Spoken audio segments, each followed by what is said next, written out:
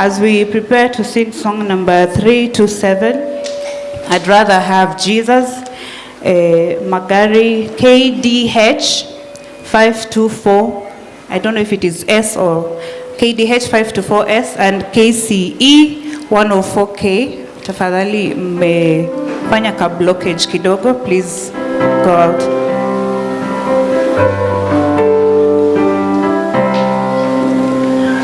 I'd rather have Jesus than silver or gold. I'd rather be His than have riches untold. I'd rather have Jesus than houses or lands. I'd rather be led by His nail-pierced hand than to be the king of a vast domain, or be held in sin's dressway. I'd rather have Jesus than anything this world affords today. I'd rather have Jesus than men's applause. I'd rather be faithful to His dear cause. I'd rather have Jesus than worldwide fame. I'd rather be true to His holy name than to be the king of a vast domain, or be held in sin's great sway. I'd rather have Jesus than anything this world affords today. He's fairer than lilies of rarest bloom. He is sweeter than honey from out the comb. He's all that my hungering spirit needs. I'd rather have Jesus and let Him lead than to be the king of a vast domain, or be held in sin's dressway.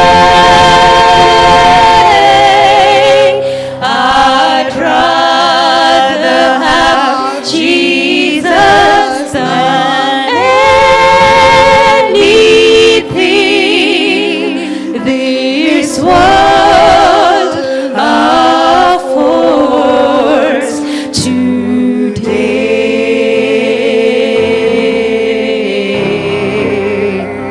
Amen.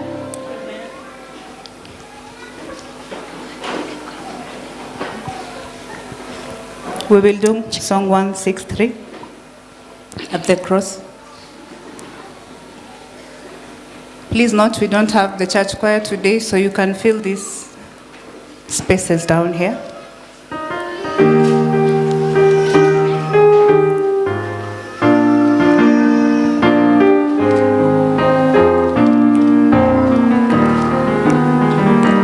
Alas, and did my Savior bleed, and did my sovereign die? Would he devote that sacred head for sinners such as I?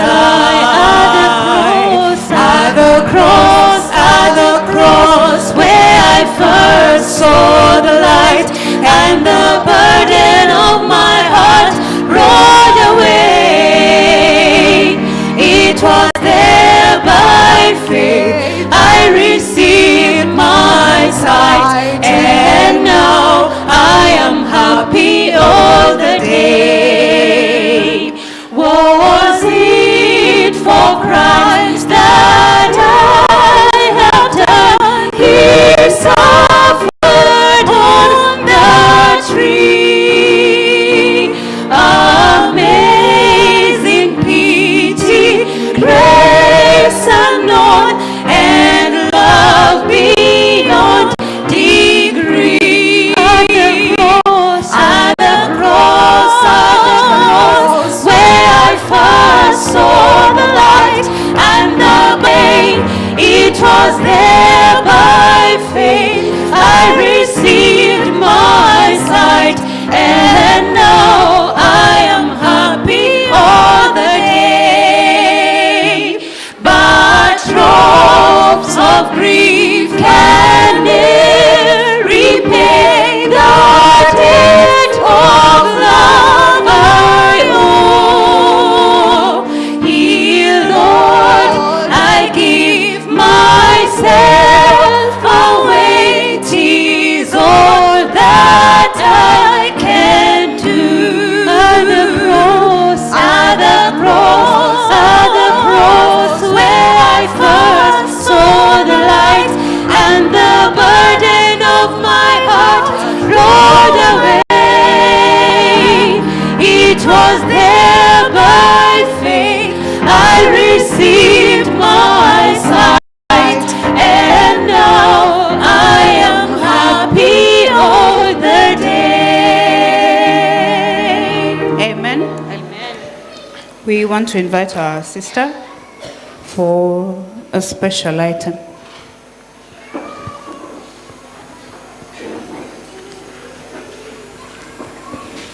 Happy Sabbath, happy day. I hope you're all glad to be here today, and how I pray that you may tune all our hearts to praise and also in prayer, because nothing happens by chance that you're here. So be grateful for the time that you're here and enjoy the worship together with us. My name is Rachel, and I'm going to offer an item. I pray it blesses us all today. Why should I feel discouraged? Why should the shadows come? Why should my heart be lonely and long for heaven and home, when Jesus is my portion, my constant friend is He. His eye is on the sparrow, and I know He watches me. His eye is on the sparrow, and I know He watches me. I sing happy. I sing because I'm free. For his eye is on the sparrow, and I know he watches me. Let not your heart be troubled. His tender word I hear, and resting on his goodness, I lose my doubt and fear. Though by the path he leadeth, but one step I may see. His eye is on the sparrow, and I know he watches me. His eye is on the sparrow, and I know he watches me. I sing because I'm happy. I sing because I'm free. For his eye is on the sparrow, and I know he watches me. Whenever I am tempted, whenever clouds arise, when song gives place for sighing, and hope within me dies, I draw the closer to him. From sins he sets me free. His eye is on the sparrow, and I know he watches me. His eye is on the sparrow, and I know he watches me. I sing because I am happy.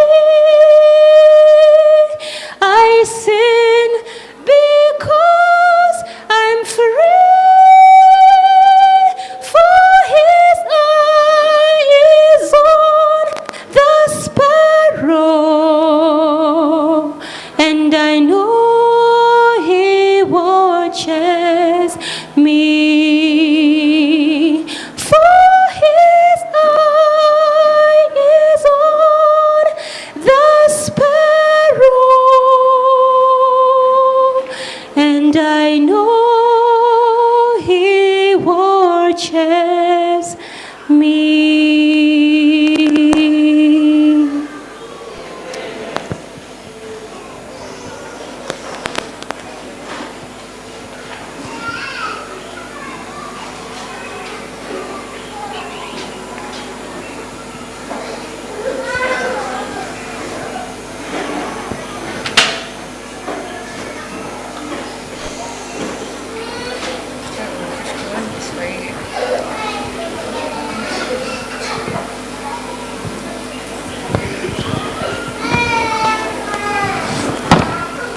Happy Sabbath.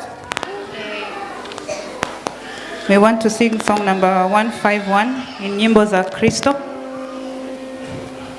Before the announcements, kuniongoza Mwokozi.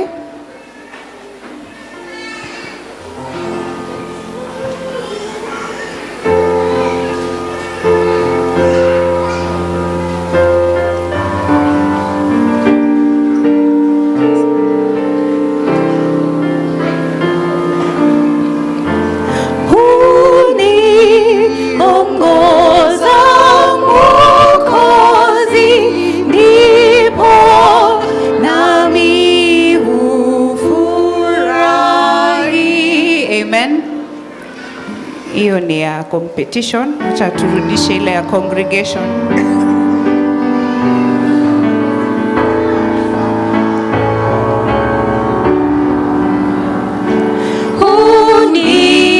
Uniongoza Mwokozi, ndipo nami hufurahi.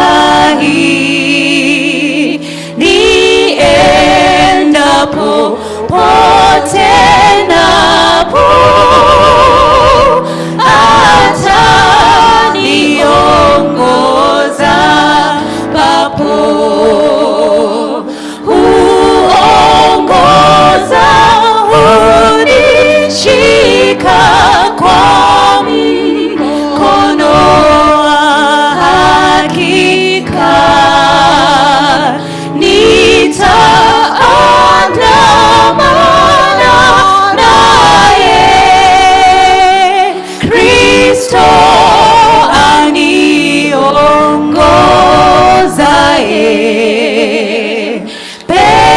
Pengine ni mashakani nami, pengine rahani, ni radhi ijayo yote, yupo nami siku zote. Huongoza, hunishika kwa mkono wa hakika.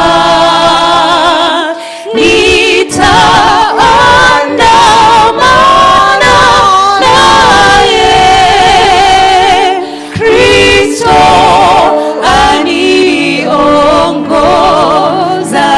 aniongozaye. Mkono akinishika, kamwe sitanung'unika. Atakacho niletea,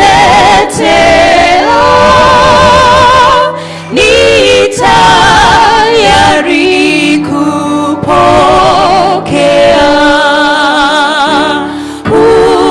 Huongoza, hunishika kwa mkono wa hakika.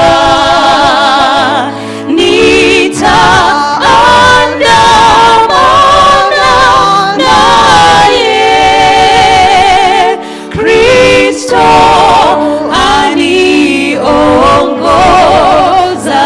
aniongozaye.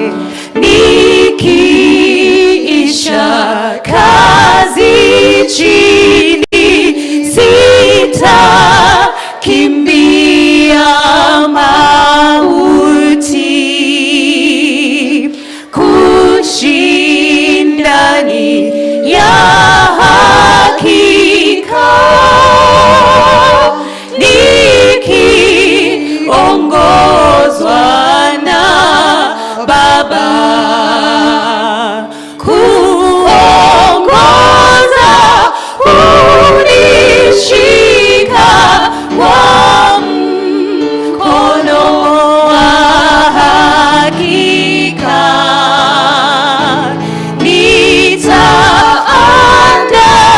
Nitaandamana naye, Kristo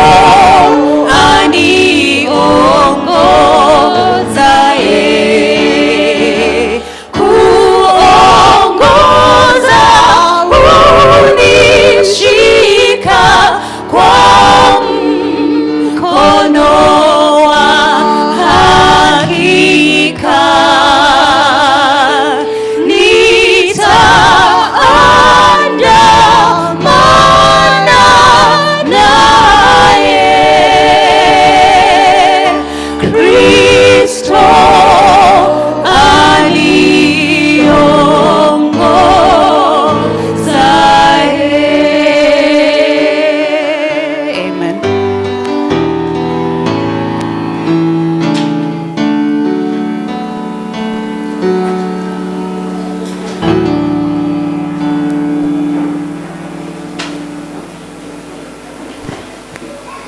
Happy Sabbath. Happy day. Neema ya Bwana tamu sana. Neema ya Bwana tamu sana. The grace of God, it is so sweet. The grace of God, it is so sweet. The grace of God, it is so sweet.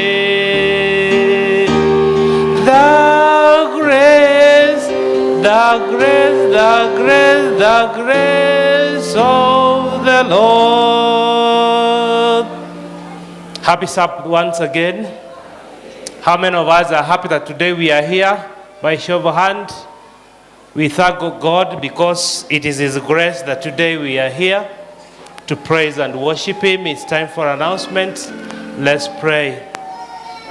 Our most gracious Lord in heaven, we thank you for you have been good and kind to us. As we're going to listen to the announcements, we invite the heavens to be with us and guide us to understand and do according to the announcement. In Jesus' name we pray. I want to welcome all of us to today's worship and all our visitors in our midst. Want to invite you in a very special way. If you are a visitor, you rise up so that we can welcome you. Any visitor amongst us, please rise so that we can welcome you. Any visitor with us today? I'm seeing two there. Any other?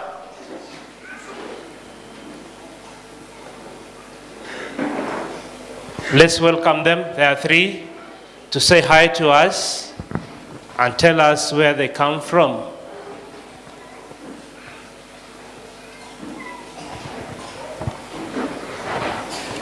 Happy Sabbath. Happy day. Happy day. Happy Sabbath. Praise God. Hallelujah. Praise God. Amen. Praise God. Hallelujah. Praise God. Amen. Kwa majina naitwa Henry Opio. I'm a Captain Henry from Kiserian Main Adventist Church, that is in Kiserian. But we came to Kisii for work with my wife. We work together. So we had an event here yesterday in Kwanza place. And we saw it wise today to come and join together with our family. So thank you so much, New Life, and may God bless you. Thank you. Praise God, church. Amen. Praise God again. Amen. My name is Cecil Akinyi, and we are glad to be with you. May Thank God you. bless you. What do we say to them? Karibu sana. Good morning.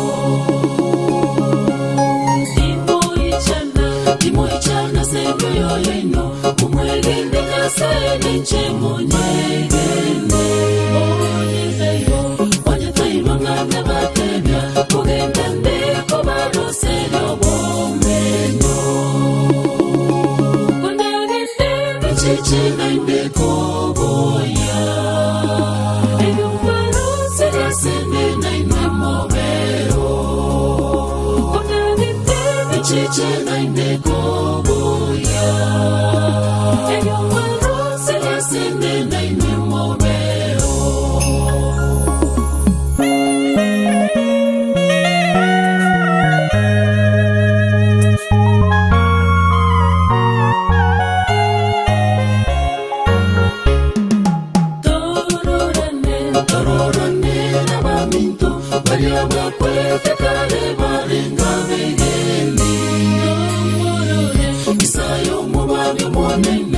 Oriobane tegoro yoko iborwa kwa Yesu. Dororane nabaminto Bariaba kwete kare barenga begeni. Domorore isayo mubanya monene Oriobane tegoro yoko iborwa kwa Yesu. Kundagende chiche nande koboya Eyumbaro serasene naime mobero Kundagende chiche nande koboya Eyumbaro serasene naime mobero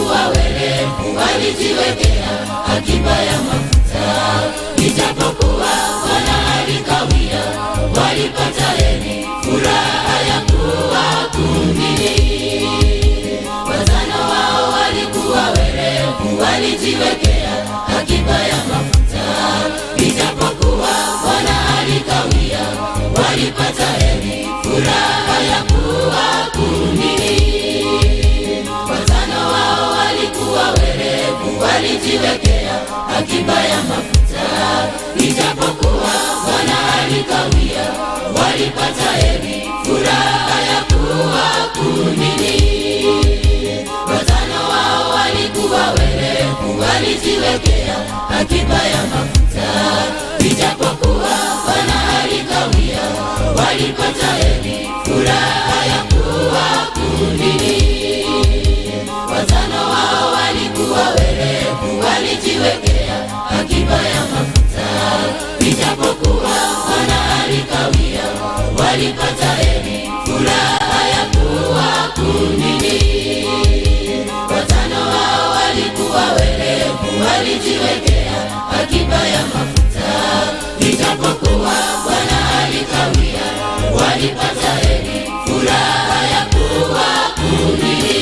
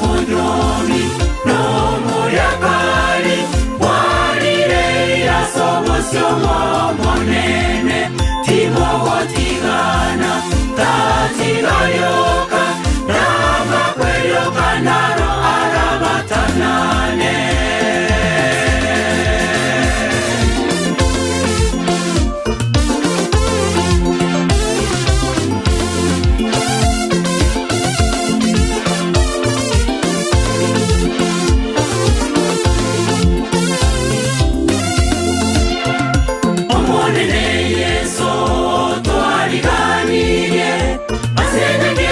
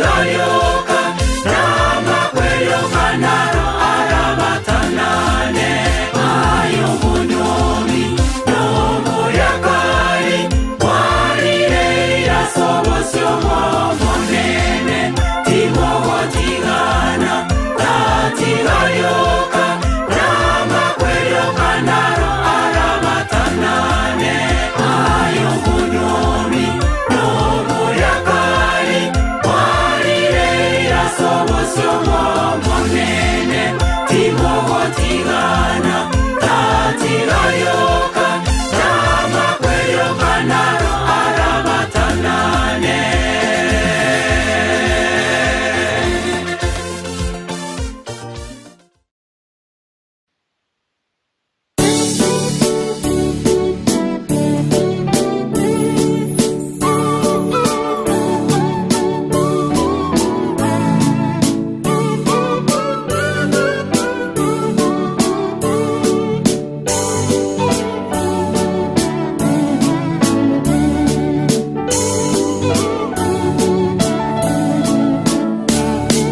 Mojo muyanole alya ngumbu makweri tayono nyambororo Yesu tatangira lya Zayoni asagiyo mongo kobotambe asagiyo mongo kobotambe Mojo muya Zayoni no moche baba chenu tomenye o tobe no mogo komonge mono Yesu tatangira lya Zayoni Yesu tatangira lya Zayoni.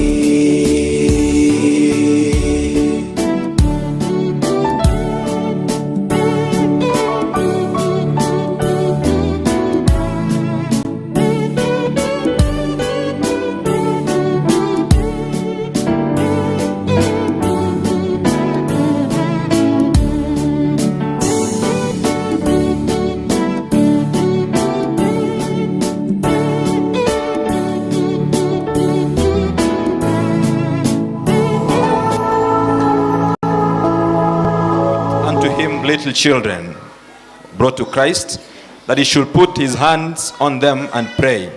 And the disciples rebuked them.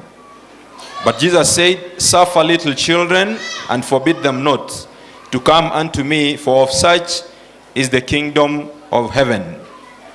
This is during Christ's 3-year ministry on earth. In Matthew chapter 18, Christ had assured and confirmed to the disciples that unless you are converted as a little child, then you will not enter into the kingdom of heaven. But in chapter 19, we are seeing Christ now going an extra mile and also putting hands, dedicating children. In our church, the Seventh-day Adventist Church, we do not baptize children, but children are dedicated, like what we are doing here today. And therefore, I want to call upon the parents that this is a special day for you and for the children, and the exercise of dedicating these children, we can learn it straight away from Christ himself, just as we have read. In the book of Deuteronomy chapter 6, in the Old Testament times, during the times of King Moses, Deuteronomy chapter 6 and 7, and this one goes especially to the parents. We begin from verse 6. The Bible says, And these words which I command you today shall be in your hearts, parents, and thou shalt teach them diligently unto thy children, and shalt talk of them when thou sittest in thine house, and when thou walkest by the way, and when thou liest down, and when thou risest up. Therefore, as parents, up front here, and even in the midst of the congregation, we have been given a responsibility and also a privilege at the same time to teach this word of Proverbs chapter 22 verse 6, if I can read before we pray. For the scriptures tell us in Proverbs chapter 22 verse 6, this very common verse that train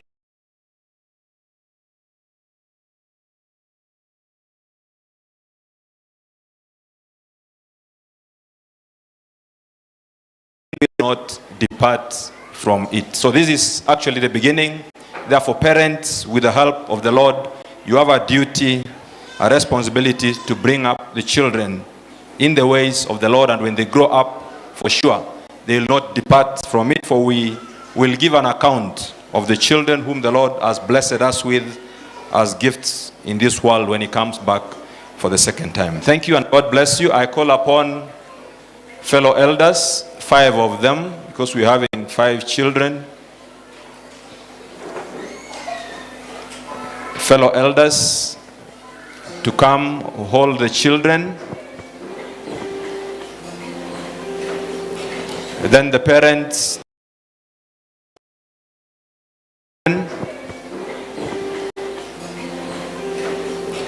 Then the parents, the deaconesses, and other family members will rise up.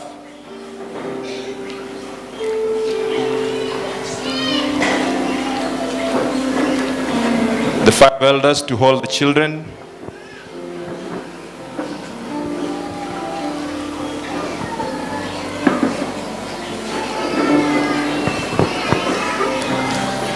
Thank you. Then we will have a word of prayer. Let us pray. Our most gracious Lord in heaven, you who is, who was, and forever will be, the Lord of lords and King of kings, the Father of Abraham, Isaac, and Jacob, the creator of the heaven and the earth and the sea and all that in them is, even the fountain of waters. Lord, we come before your throne of grace with thanksgiving in our hearts. Thank you, Lord, first and foremost for your Son, Christ Jesus, who gave his life as a supreme sacrifice upon Calvary that we may have redemption. Thank you, Lord, for the free gift of life, the good health that we enjoy daily. We thank you for you have taken care of us through the week that had its ups and downs. We are here, Lord, on your Sabbath day, this special day, Lord. We ask for thy blessings. I want to thank you for this 3rd Sabbath of the month, as our custom is, Lord. We have set this 3rd Sabbath of every month aside to dedicate children unto thee, Lord. We have read from the scriptures how you did it, even when the disciples had rebuked the King of Kings. You told them that suffer not little children to come unto me, for the kingdom of heaven belongs unto them, O Father. I want to dedicate the 5 children today unto thy able hands, O Lord. That in a special way, King of Kings, may they grow up, O Jehovah, Lord, in truth and in spirit, O Father.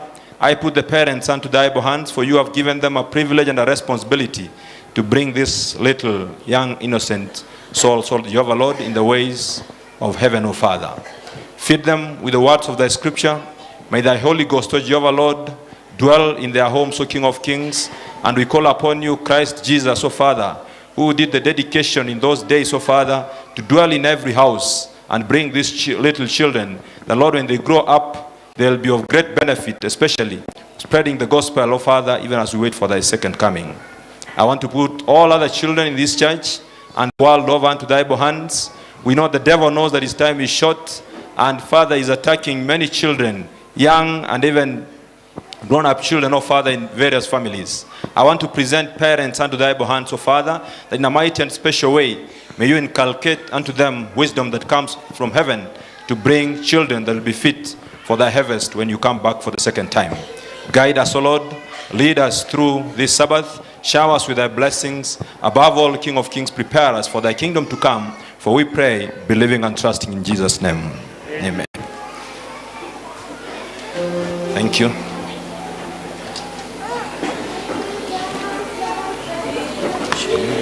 Children, all the children of the world, red and yellow, black and white, precious in his sight. Jesus loves the little children of the world. Jesus loves the little children.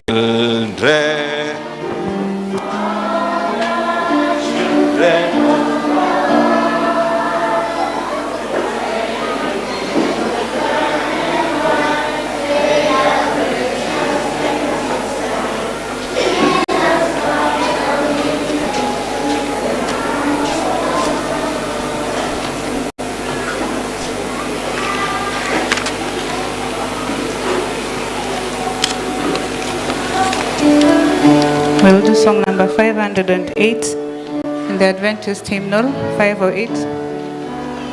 Let's sing. Anywhere with Jesus I can safely go. Anywhere he leads me in this world below. Anywhere without him dearest joys would fade. Anywhere with Jesus I am not afraid. Anywhere, anywhere, fear I cannot know. Anywhere with Jesus I can safely go.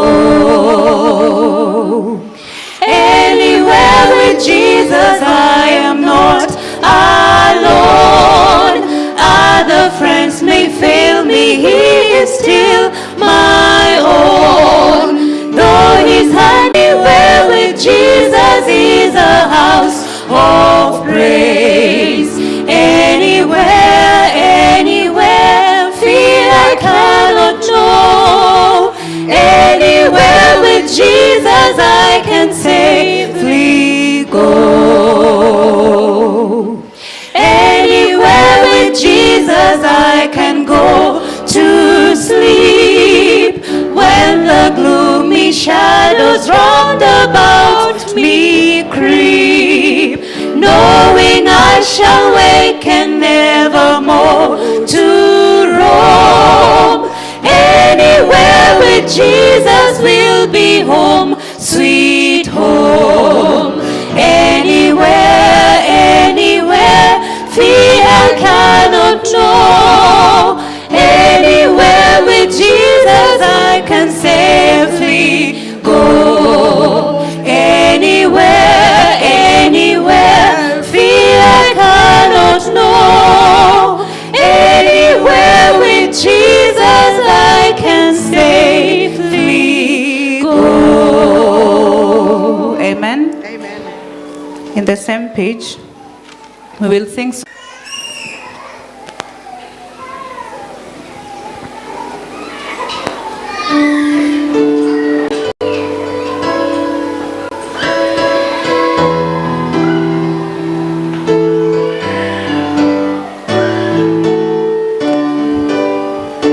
I know not why God's wondrous grace to me he has made known, nor why unworthy Christ in love redeemed me for his own.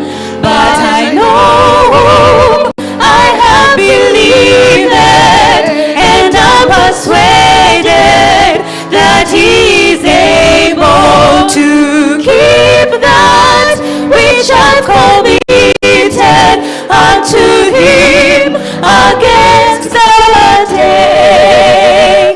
I know not well the saving faith to me he did impart, nor how believing in my heart.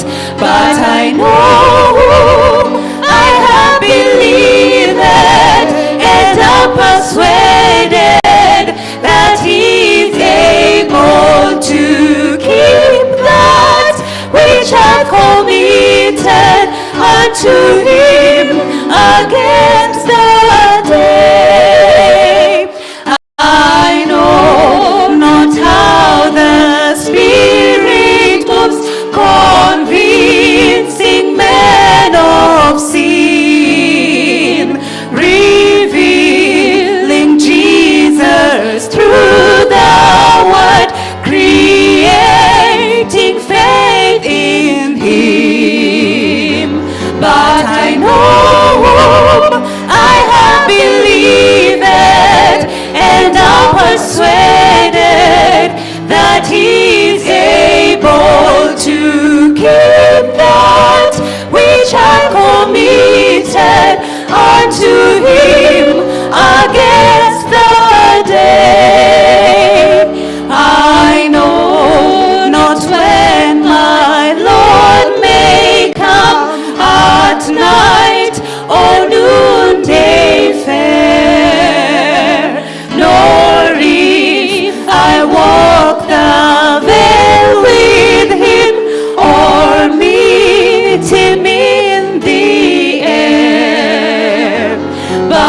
I know I have believed and I'm persuaded that He is able to keep that which I've committed unto Him against the day. Amen. Amen. We will sing number 206, Face to Face with Christ my Savior.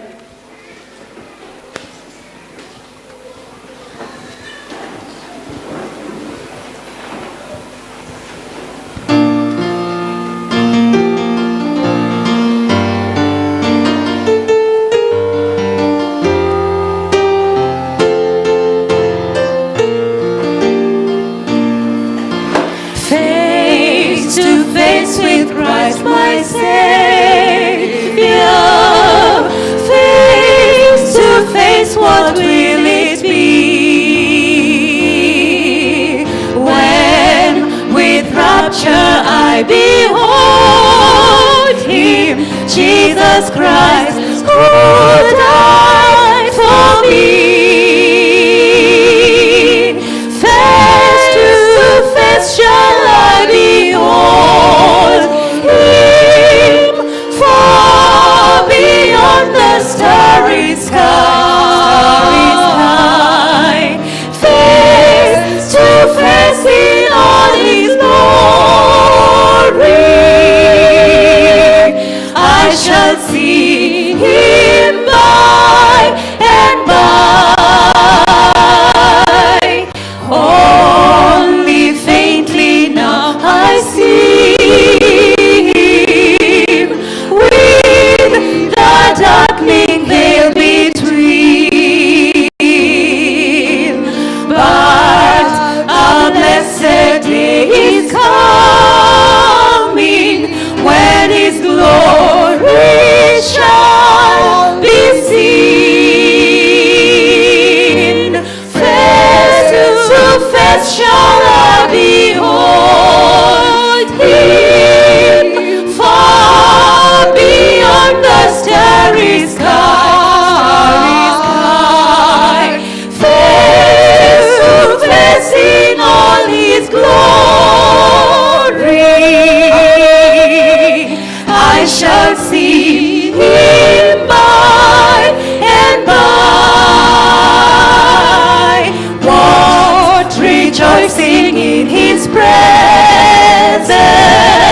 when our banished grief and pain,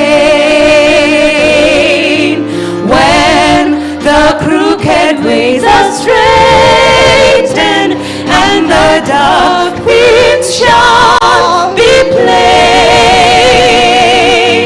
Face to face shall I behold Him, far beyond the starry sky. Face to face in all His glory,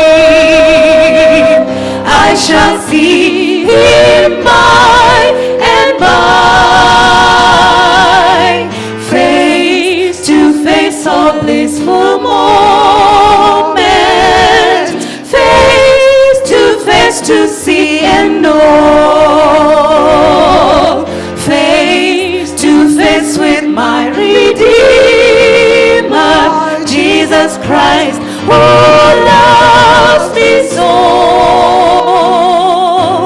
Face to face shall I behold Him, far beyond the starry sky. Face to face in all His glory, I shall see Him by and by. Amen.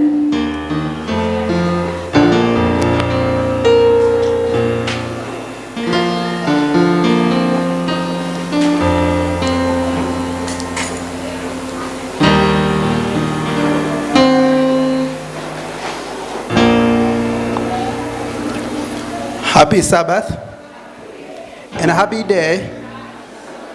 Let's pray. Almighty, kind and loving Father in heaven, we want to glorify your name because you are our God. Thank you for giving us another opportunity to worship and fellowship. And even as we do our monthly collections for the construction of your church, we pray that you may guide us even by your Spirit in Jesus' name. Amen. So, members, welcome to this April collection. We are breaking from the norm where we have been having the home church leaders coming over to announce their collections just because of the time. And so I'm going to take a short time to give a summary of what the home churches have done. And even as I do so, I ask the deacons to pass by the members. Maybe there are guests and all members who have not had an opportunity to give their collections through the home churches, so that it can be collected together. So deacons and deaconesses, please do your work. Now, I'm going to start from Nyamataro. Nyamataro have given a total of 38,500. Mwembe have given a total of 99,500. Jogo Good Milimani are preparing to be giving their contribution in the next month. And as they said, in March, they are planning to do a big collection, so we wait for that time. Daraja Gesonso have collected 76,300. Nyanchua Upper have collected a total of 64,200.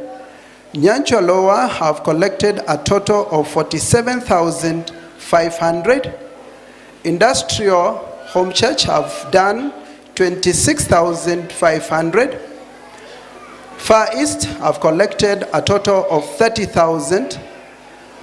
Hospital Central Lower have collected a total of 37,000.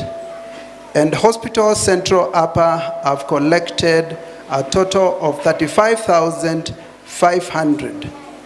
Now, the total of collection for today is 450,500.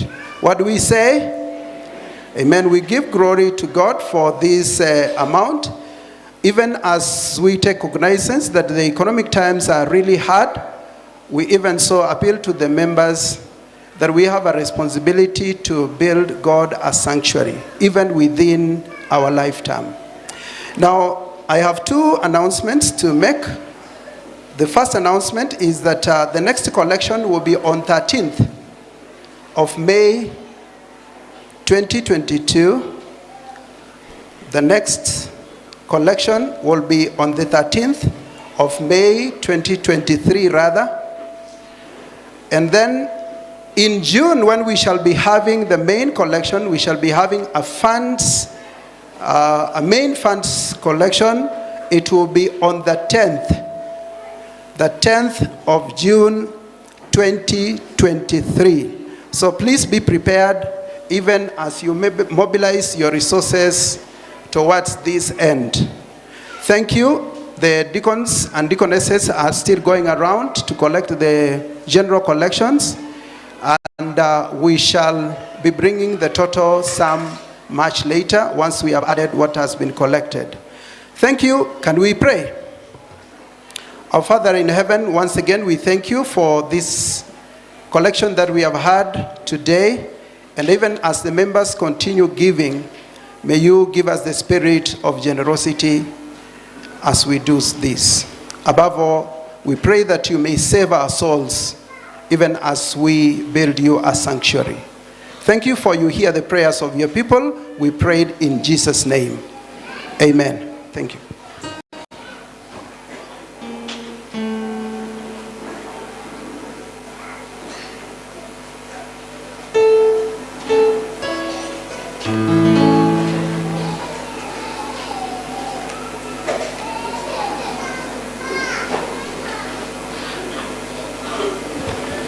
We'll sing song number 125 in Nyimbo za Kristo.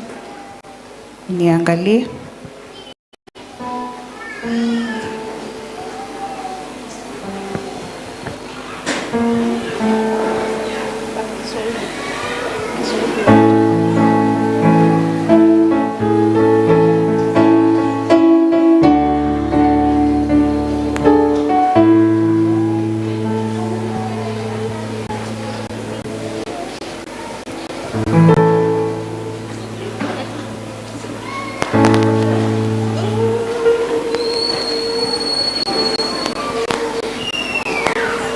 Song number 125, Kiswahili.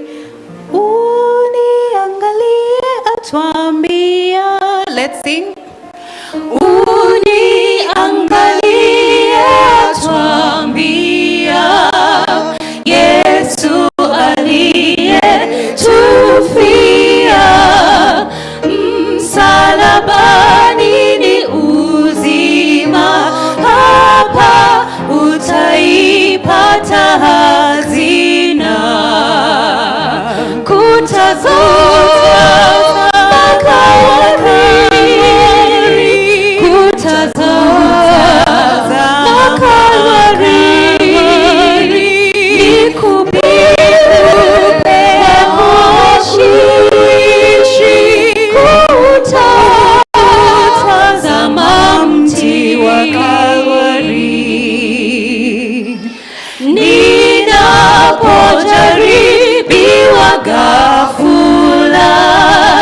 Shetani hata nitega, nikitazama msalaba, nguvu nitaipata kwa Bwana. Kuta zote Kalvari, kuta zote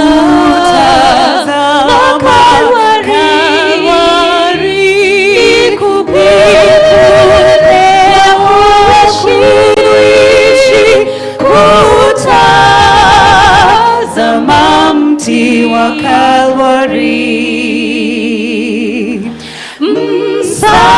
Msalabani tautazama kila wakati daima, ahadi nitategemea, hivi kabisa sitaanguka. Let's all rise. Kuta zote Kalvari, kuta zote Kalvari, kupepea kuishi, kuta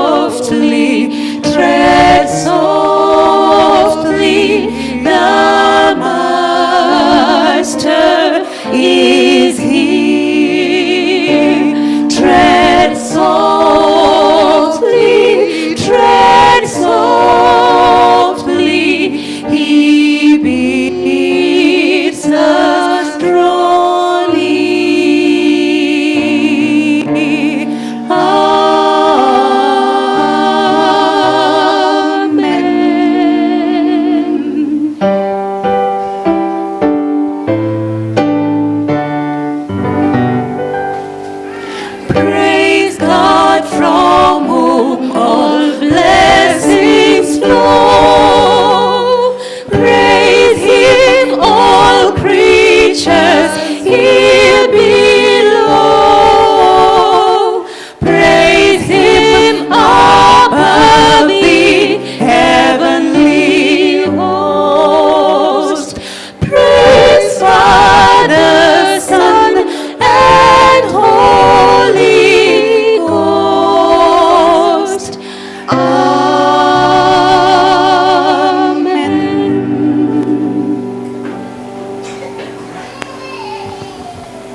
We pray.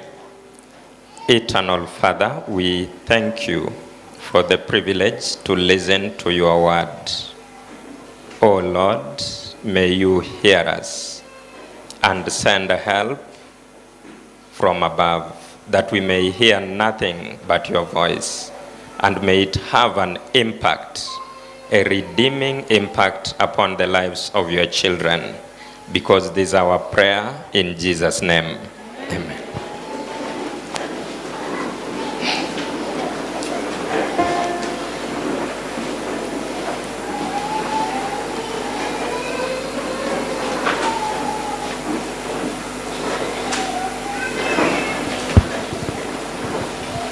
Good morning, church. Good morning again. Can you salute to me? Thank you very much. We thank our God for this opportunity that he has given us to come to his house so that we may be able to worship him. Thank you very much for those of you who have got a chance to come so that we may be able to worship our God. I take this opportunity to introduce the pulpit team, and I hope our visitors have been introduced. Let me straight away go to the pulpit team. And before I go to the pulpit team, I think today, you know, it is a publishing Sabbath. And I take this opportunity to welcome the head of the publishing department, Elder Matai. If you are around, please can you stand and wave to the congregation.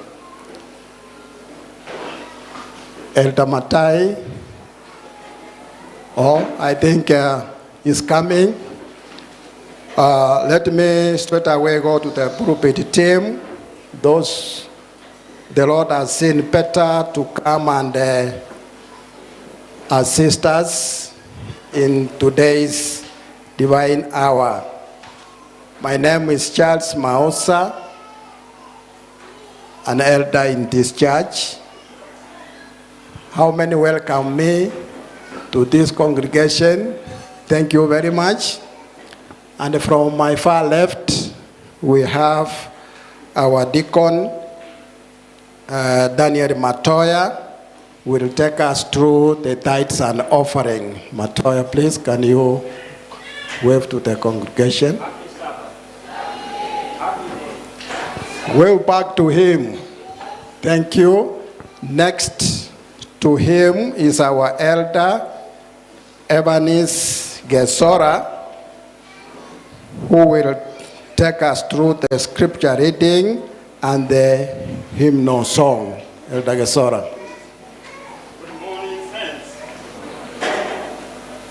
Thank you. Next to him, we have Max Brandon, who will take us through the special item.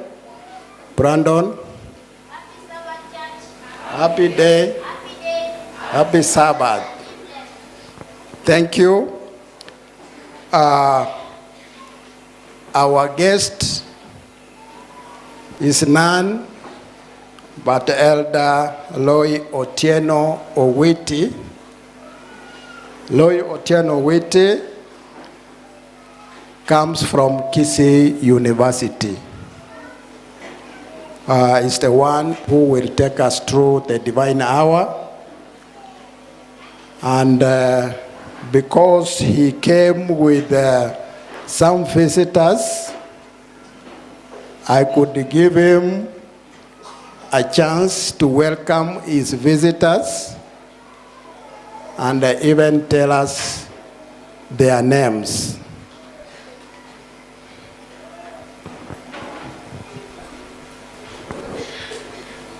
Happy Sabbath and happy day. Yeah, thank you, Elder, for the opportunity. Yeah, we've been running a program in Kamagambo.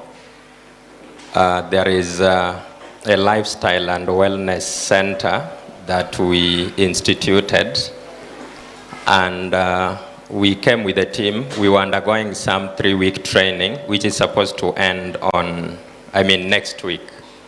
Yeah, so we came with part of the team, and my family is part of that team. I hope you know my family. So I'll ask that we all rise and say hi. I'll ask us to rise and say hi.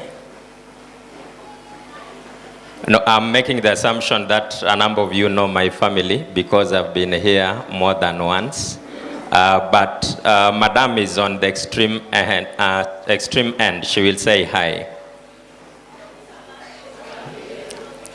Happy Sabbath.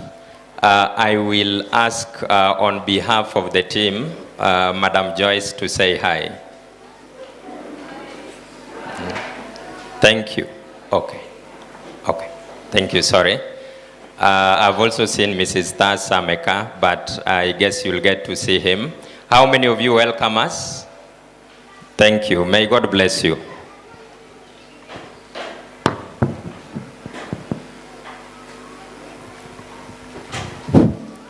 I think I saw our district pastor around. Pastor, if you are around, please, can you come and greet your people? Happy Sabbath. Happy day. Happy day. Happy Sabbath. Have a blessed Sabbath. Thank you. Thank you very much, Pastor. Feel welcome in the meeting. The program will run unannounced.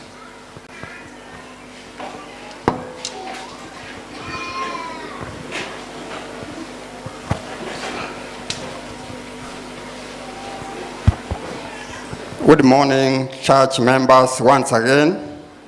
Happy day, happy Sabbath. Let's have our Bibles and open the book of Amos.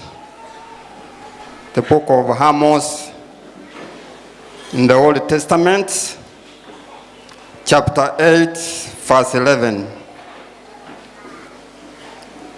If you are there, then, read all of us together. Amos chapter 8, verse 11. And the Bible reads, "Behold, the days come, said the Lord God, that I will send a famine in the land, not a famine of bread, nor a thirsty for water, but of hearing the words of the Lord." I want to repeat. Behold, the days come, said the Lord God, that I will send a famine in the land, not a famine of bread, nor a thirst for water, but of hearing the words of the Lord.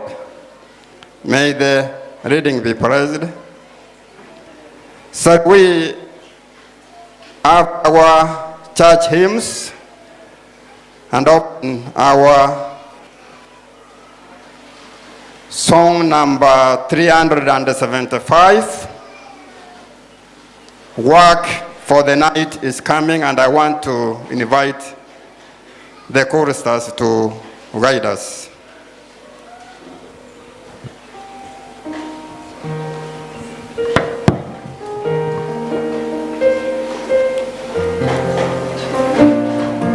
Tusimame tafadhali. Work for the night is coming. Walk through the morning stars. Walk while the dew is sparkling. Walk mid-spring in flowers. Walk while the day grows brighter under the glowing sun. Walk, for the night is coming when man's work is done. Walk, for the night is coming. Walk through the sunny noon.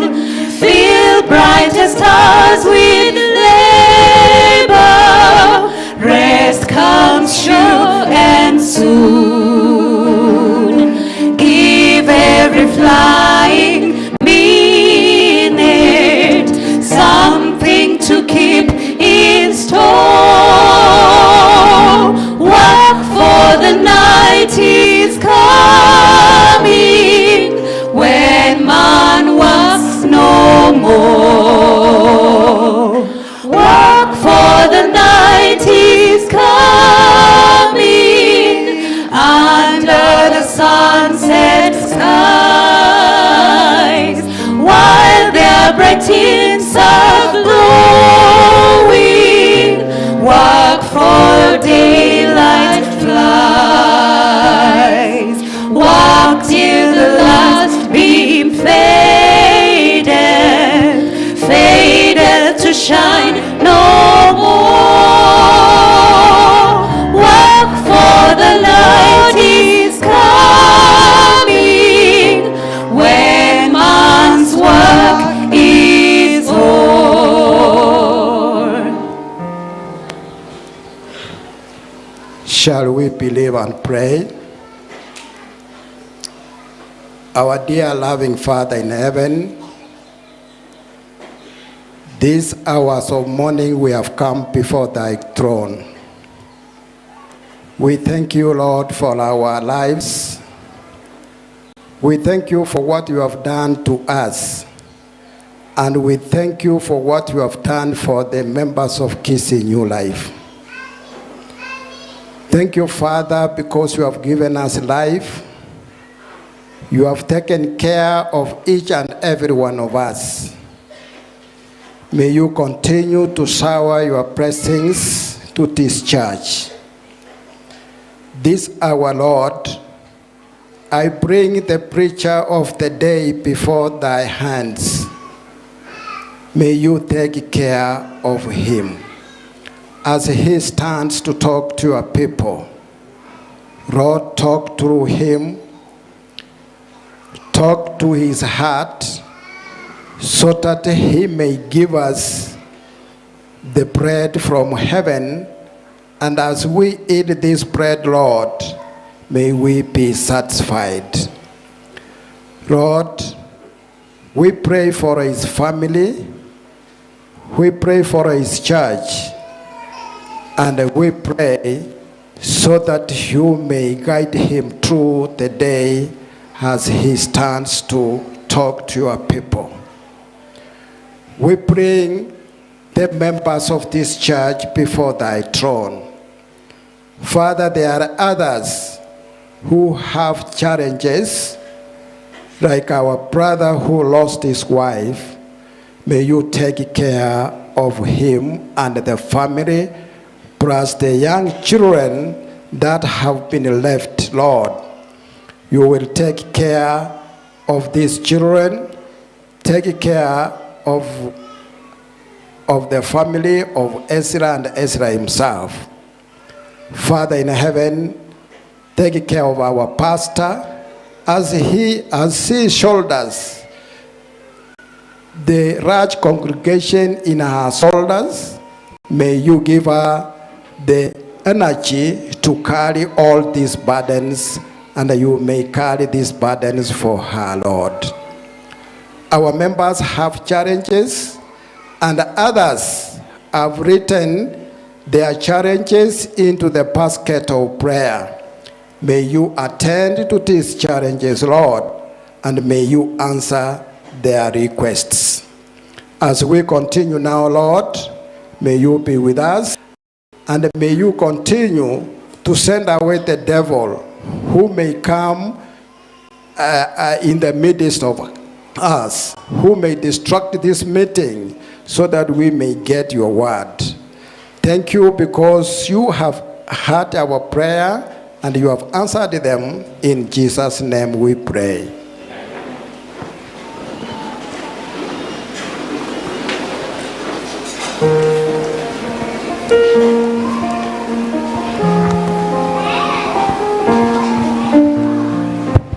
At this time, we need to give a collection, tithes and offering. So, deaconry, you have upstanding. I think you have the offertories. It's a word of encouragement. I want to read from the book of 2 Corinthians chapter 8. It says, "Now I want to tell you what God, His grace, has done for the churches in Macedonia. Though they have been going through much trouble and hard times, they have mixed their wonderful joy with their deep poverty, and the result has been an overflow of giving to others. They gave not only what they could afford, but far more, and I can testify that they did it because they wanted to, and not because of nagging on my part. They begged us to take the money so they could share in the joy of helping the Christian in Jerusalem." May the Lord bless the scripture. We need to pray as they collect the offerings. May we pour down as we pray. Sifa na shukrani kwako Mwenyezi Mungu, umewadia wakati utakapo kutolea. Tuomba uweze kuwa pamoja nasi na yote yakitendeka, na utukumbuke katika majina yetu katika ufalme wako urejeshao mara ya pili. Tumeomba haya tukiamini katika jina safi la Yesu Kristo. So as they are collecting, we welcome the group of Anita. Wherever you are, come for an item. Anita group.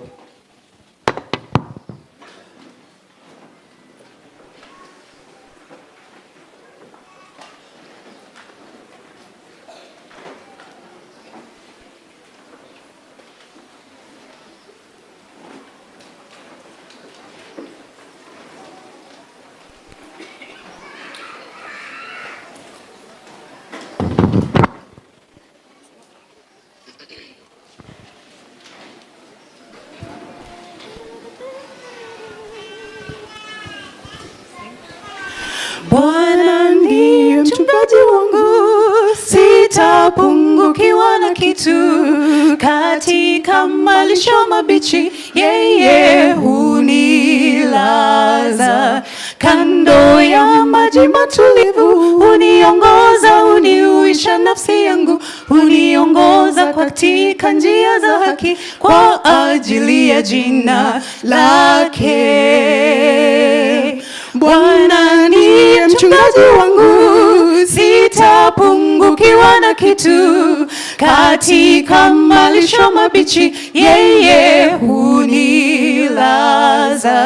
Kando ya maji matulivu, huniongoza, huniuisha nafsi yangu. Huniongoza katika njia za haki, kwa ajili ya jina lake. Hakika wema na fadhili zitanifuata siku zote, nami nitakaa nyumbani mwa Bwana maisha yangu milele. Hakika wema na fadhili zitanifuata siku zote, nami nitakaa nyumbani mwa Bwana maisha yangu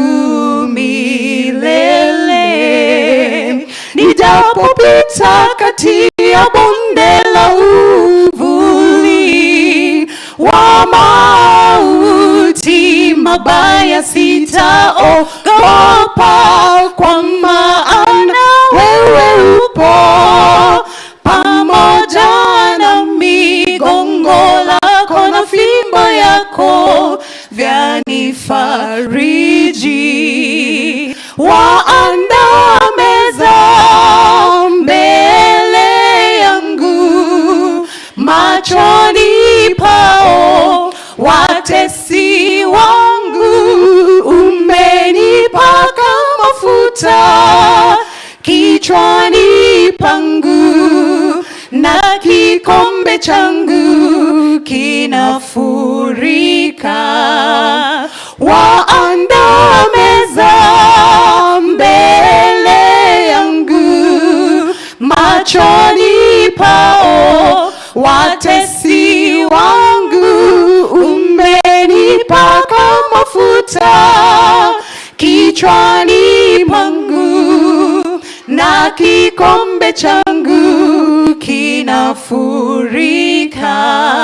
Hakika wema na fadhili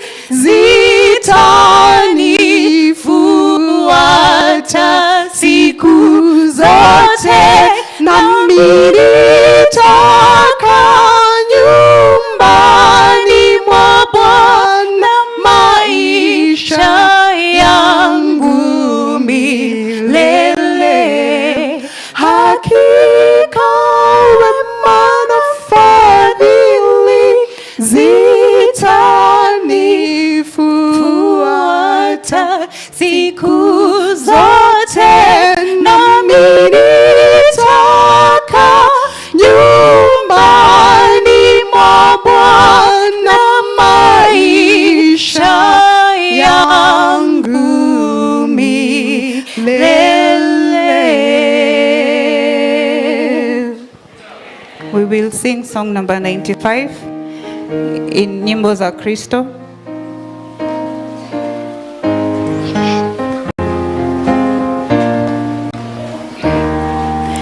Sikieni neno la Mungu wetu, zileteni zaka kwa hazina. Leteni na mioyo yenu yote, mibaraka itakuja.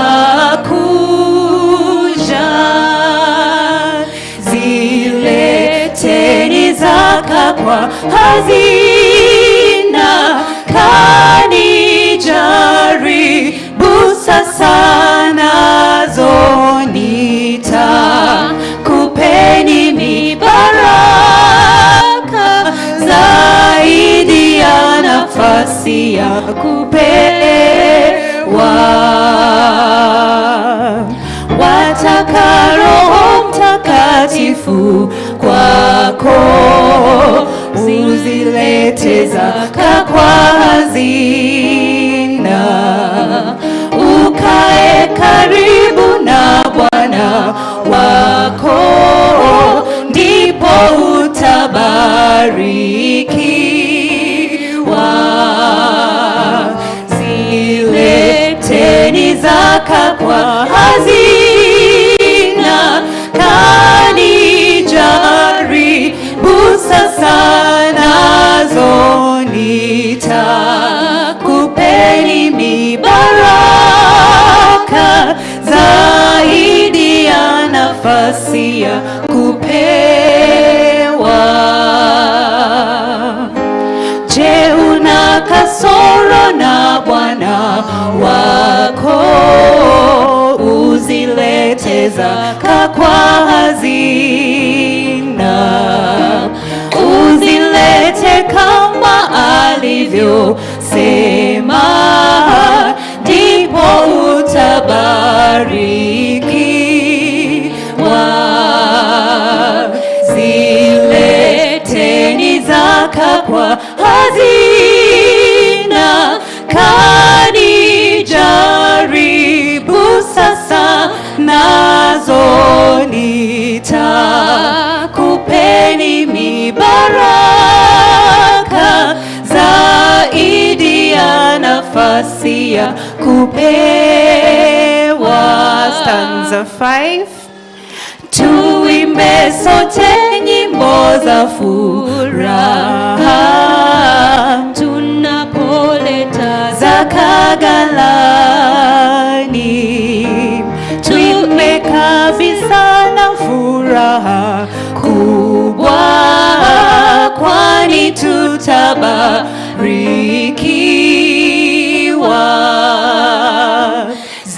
Zileteni zaka kwa hazina, kanijaribu sasa, nazo nitakupeni mibaraka zaidi ya nafasi ya kupewa.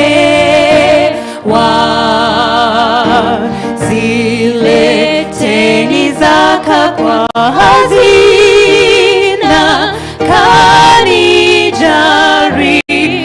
sasa, nazo nitakupeni mibaraka zaidi ya nafasi ya kupewa.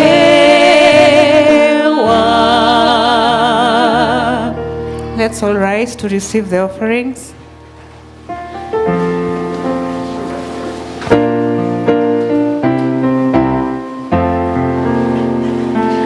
We give thee but thine own, whatever gift may be. All that we have is thine alone. Our trust, O Lord, from thee.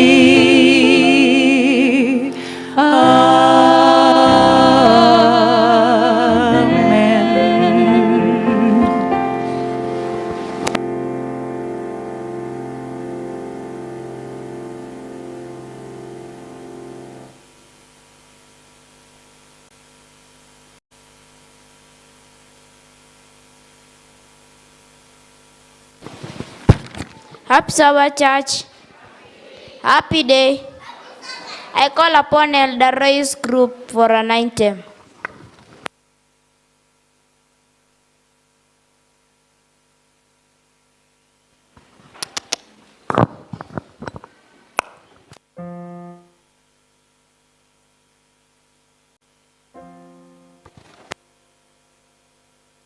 Happy Sabbath again. Thank you. I guess maybe yes, Elder Taz family and Madam. Yeah.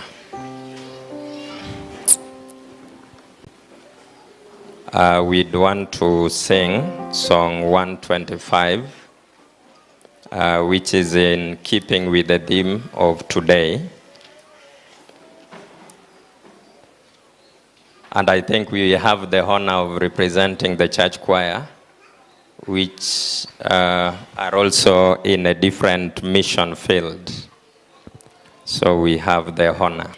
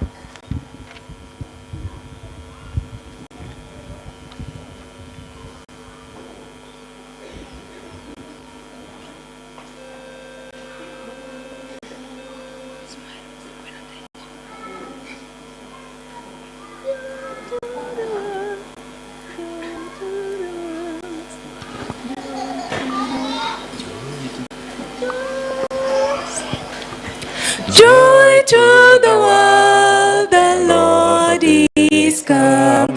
Let earth receive a King. prepare him room. And heaven and nature And heaven sing. and nature And heaven and nature sing. And heaven and nature sing. Joy to the earth, the Savior reigns. Let men their songs employ, while fields and floods, rocks, hills and plains repeat the sounding Repeat joy. the sounding Repeat joy. the sounding joy. Repeat Repeat the sounding joy.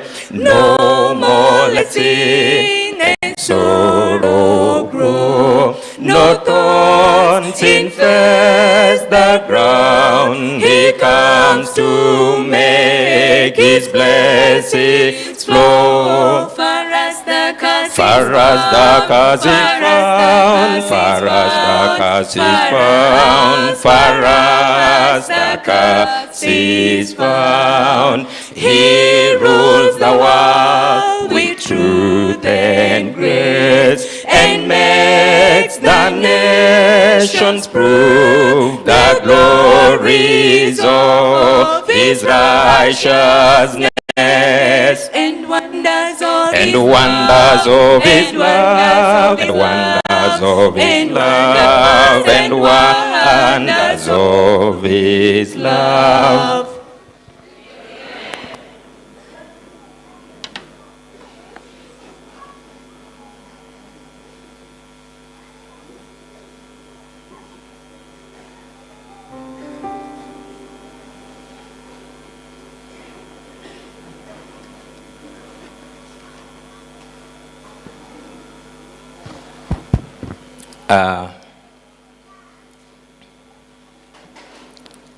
I want to greet you all. Good afternoon.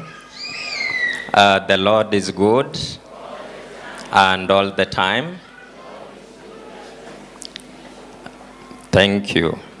Let me say that I'm honored again to stand before you, and there has been my friends. When I look across, if there were time, I would introduce so many people whom perhaps in some way or the other you might not know that I'm related to. I have colleagues at work. I can see Madam Stella around, Mrs. Elder. You can just say hi. Happy day. Thank you. I saw Mr. Okongo, Dismas. And I've seen so many people, some we schooled with in campus and so on. And I thank God for that privilege. I have been here before, and my wife was part of the choir, and I guess you saw her, so I'll not introduce her again, and the team. I want to pass our condolences to the church and to the family of Elena, and who is known to a number of us. And we hope that God will give the church and family the solace at this time, and give us the grace to take our lesson and to have the peace of heaven. May God bless us. Now, I want to perform some duty before we go to the sermon. It had been communicated, I believe, in the previous Sabbaths and also during the announcements. You all know that this was a publishing week. By the way, for those who have been coming, we said we came to the end yesterday, and today we are going to do a sermon. Amen? But before we end that, as you've been told and as you can see even here, today was book harvesting for street evangelism. I have the exact copy of this banner here in a smaller form. Some of you can see it, some cannot, so I'll read some details. So I believe that this is a very honorable venture by the church. By the way, the church was not formed to just enjoy the truth of God's word in some corner. Jesus says, you are the light of the world. Without action, it is normally said action is the law of life. Any system that does not function or that does not act ceases to even live in the first place. So the church has been called for evangelism. And I want to just refer to the text that is here in our banner, which is our rallying cry. The book of Amos chapter 8 verse 11 says the following. Behold, the days come. I'm going to do this in the next around 7 minutes in total. Behold, the days come, saith the Lord God, that I will send a famine in the land, not a famine of bread, nor a thirst for water, but of hearing the words of the Lord. They normally say familiarity breeds contempt. By seeing something so often or being very close to it frequently, you may lose your capacity to appreciate its value. One of the most invaluable, that is to say valuable, things that you have around is, for example, air, isn't it? Or let me say the sun. The sun is very valuable. If it were to cost money, it would cost you everything and yet you would not afford it. But we normally don't really treat it as a miracle because we see it every day, so we expect it. If, for example, someday God chose not to bring the sun, then you will normally realize its value by its absence. There is an author that says, when God realizes that we cannot appreciate the gifts given, then he leads us to appreciate the gifts withdrawn. Let me say it again.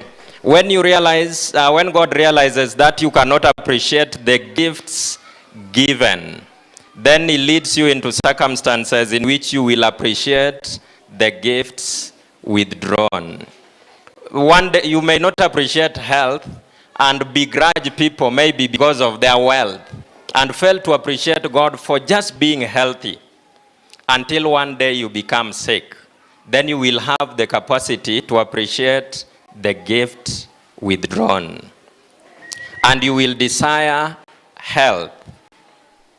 You will desire health and appreciate it when it is given to you. Now God is here pointing to a time when one of the things perhaps we've taken for granted will be lost, will be withdrawn. And that time is not yet. We thank God that it is so. Amen. That we still have the opportunity to have the word of God within our reach, not only for ourselves, but for our brethren. And the mission of the church for this Sabbath is that we may reach out to the community around by the silent messengers of God's word. You may not know how far-reaching your sacrifice will be. What I'm saying, actually, I'm not a promoter. As you look at me, I came here as a preacher. Amen? Yeah, I didn't come as a promoter. So what I'm saying is really from my heart that you never know how far books will go. Personally, I encountered the truth by reading books. And I know there are so many people who came face to face with the truth. In fact, for me, it was an isolated book somewhere. And I was just craving for something to read. And I came across that book, and it changed the history as far as I'm concerned. So you may never know how far your sacrifice may go. Whatever it takes to donate a book to some soul out there who may not even know you. But of course, God knows you and will see the sacrifice. Please go ahead and do it. I think that is sufficiently said. The Bible says, not grudgingly, nor of necessity, but willingly. Amen. For God loveth a cheerful giver. And I believe this is part of service.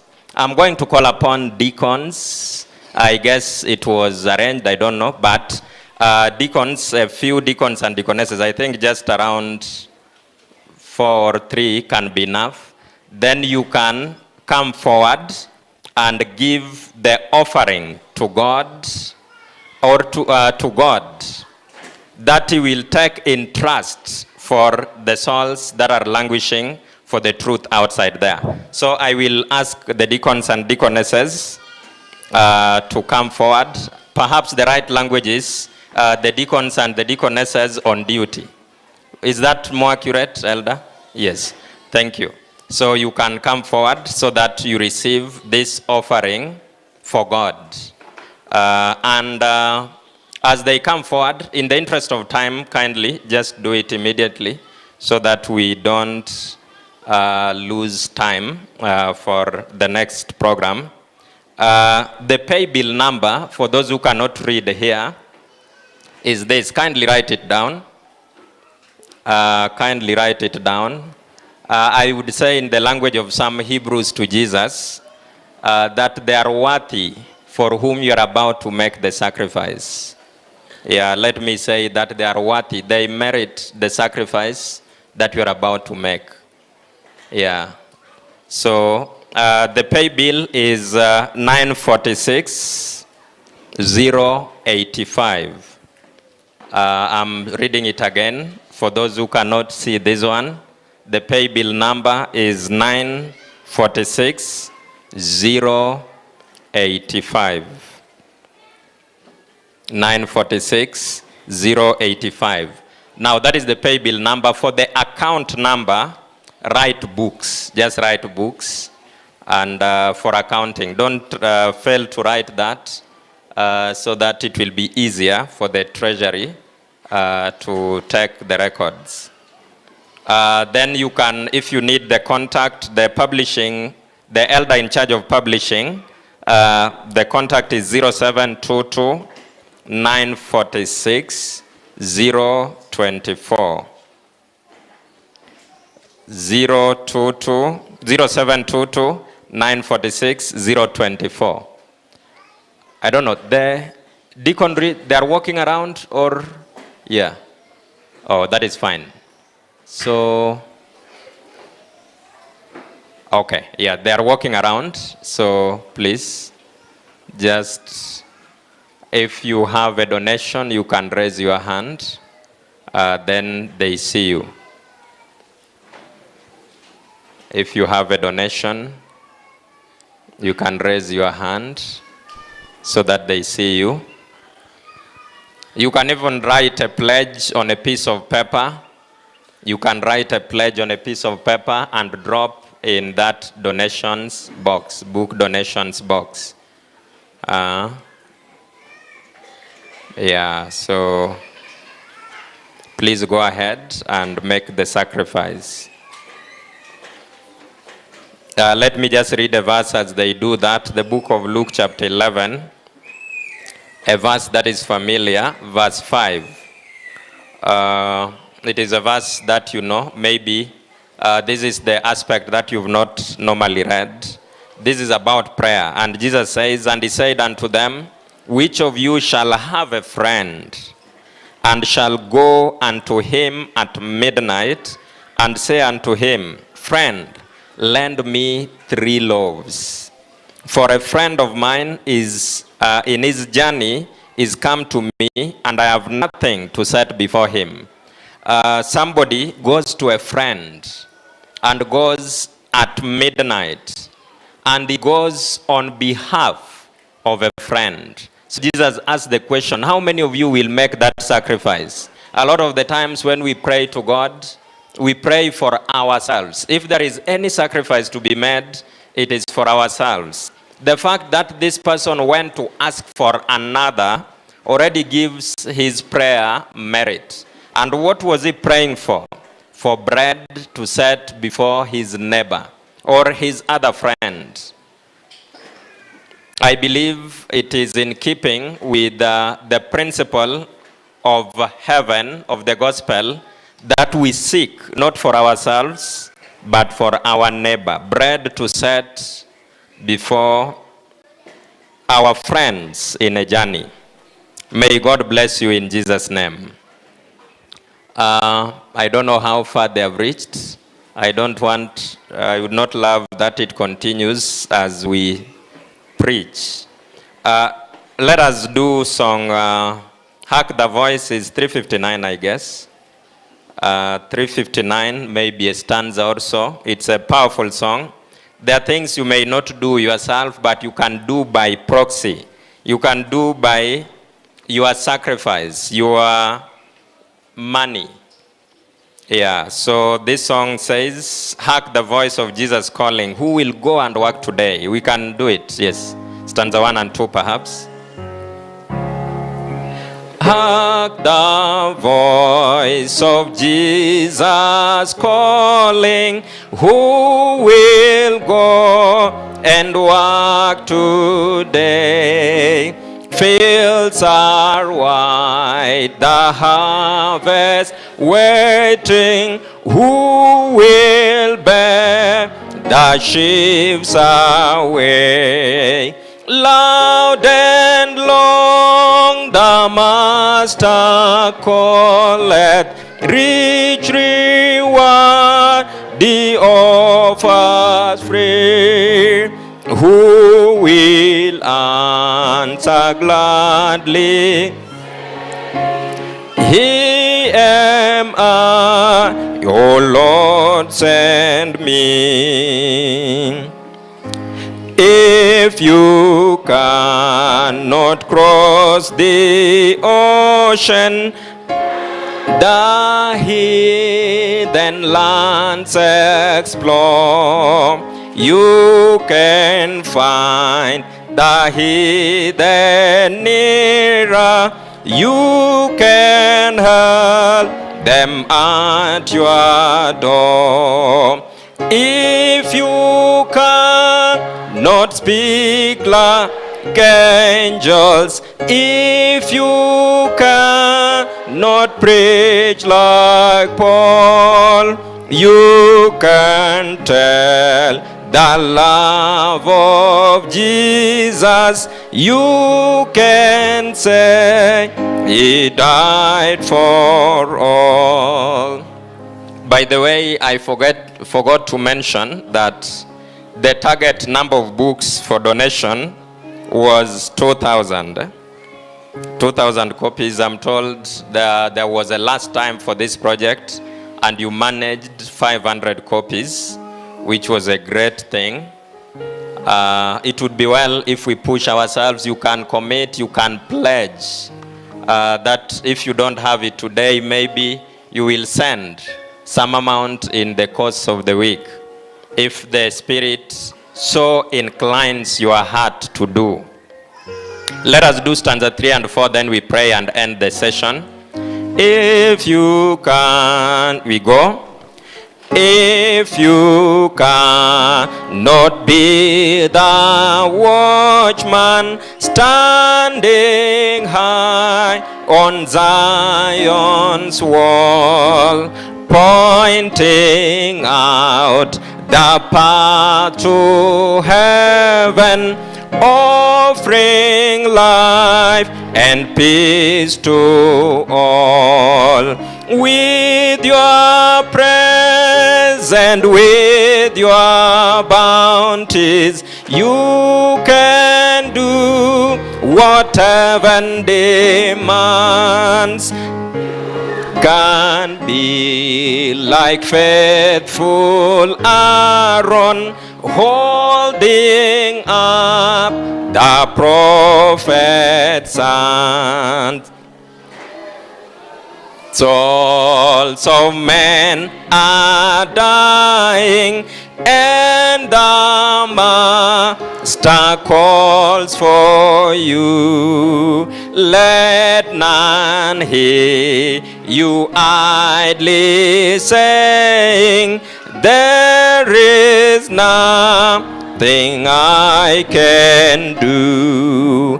Gladly take that task he gives you. Let his work your pleasure be. Answer quickly when he calleth. Here am I, O Lord, send me. Amen. We'll bow our heads and pray, then we go straight to the word. For the next short time, we hope we can bow and pray. Thank you, eternal Father, for your precious grace that you've given unto us to come before you.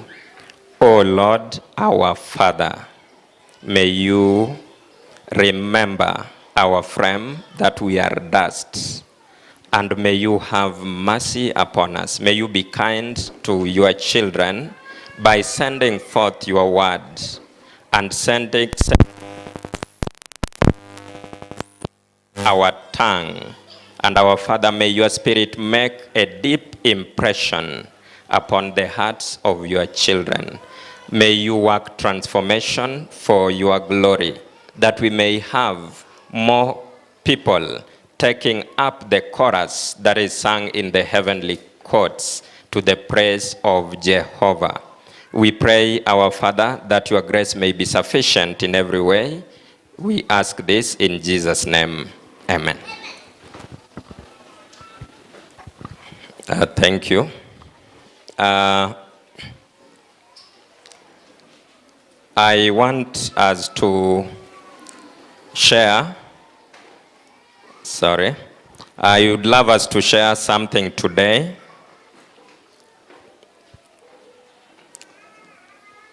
Which builds upon what we've been learning through the week, but which exactly may not be tied to it. We learned in the course of the week that where the Bible should point, when you study the Bible correctly, the Bible should point to Christ. The Bible says in the book of John chapter 5 verse 39, Jesus speaking to the Jewish teachers, he tells them, search ye the scriptures. Amen.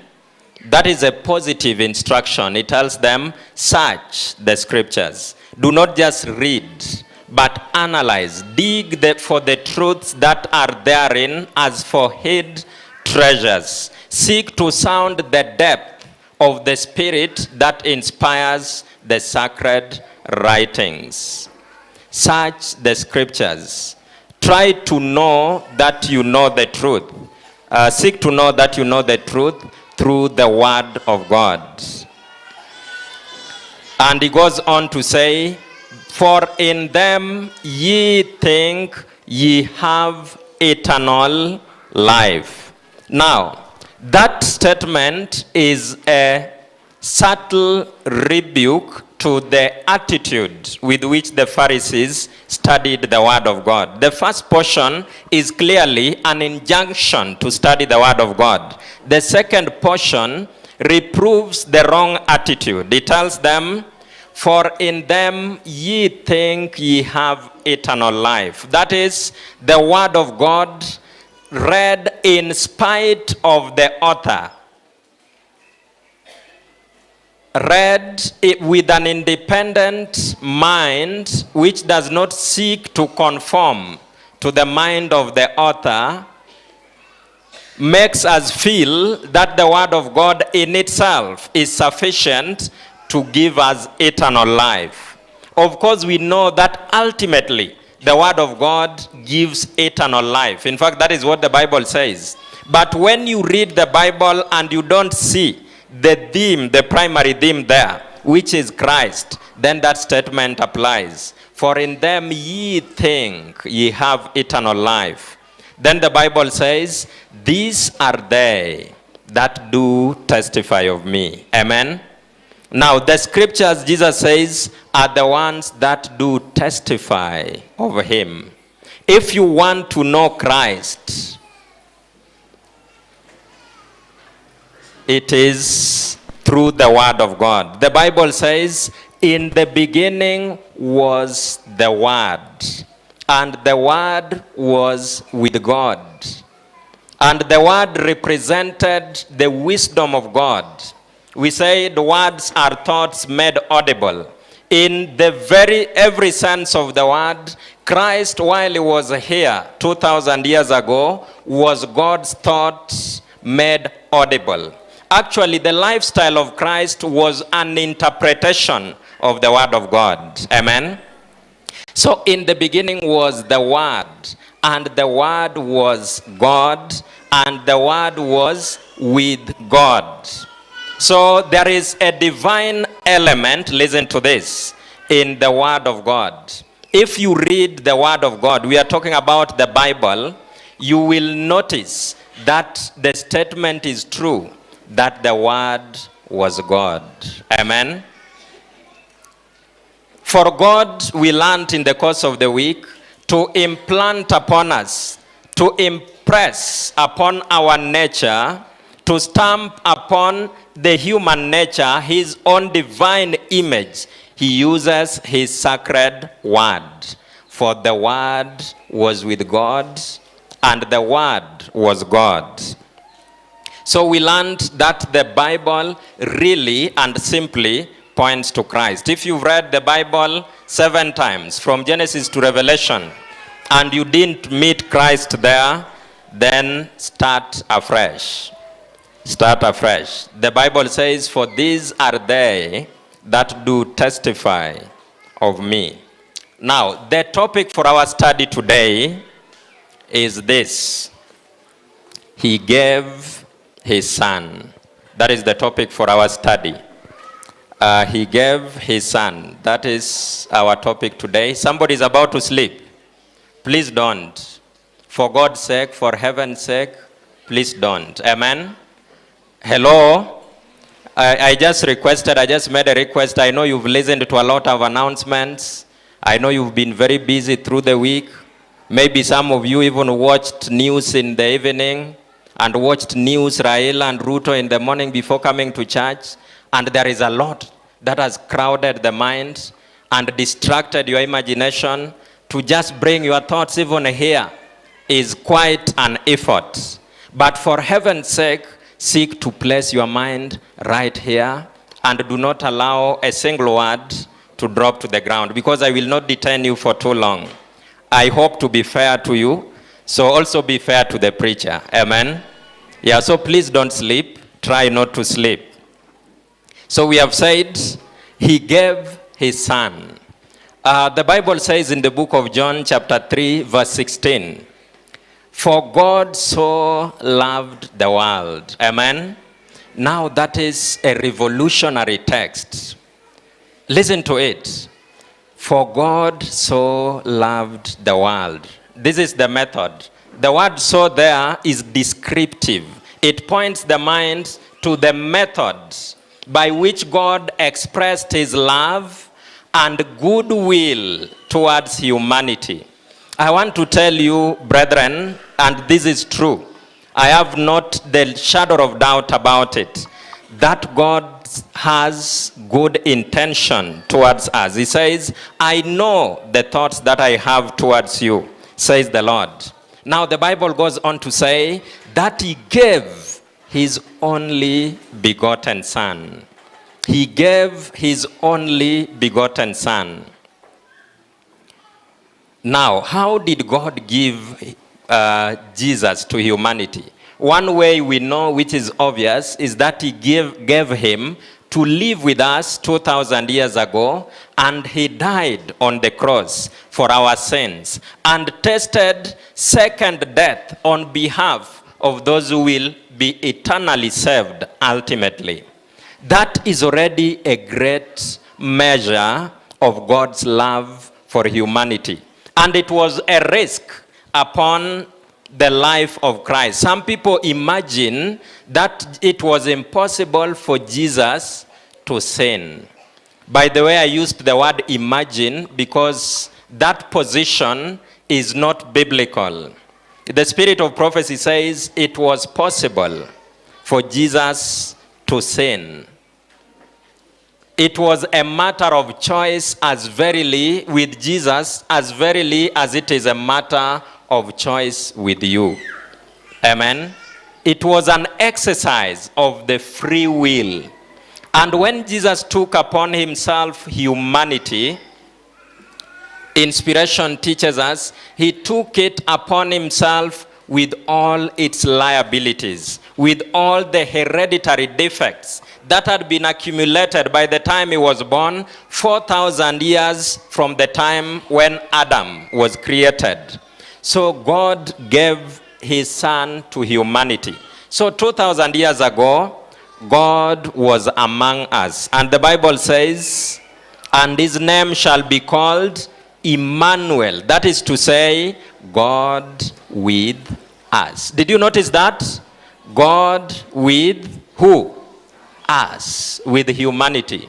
There is a time not long ago when the creator of the universe was around.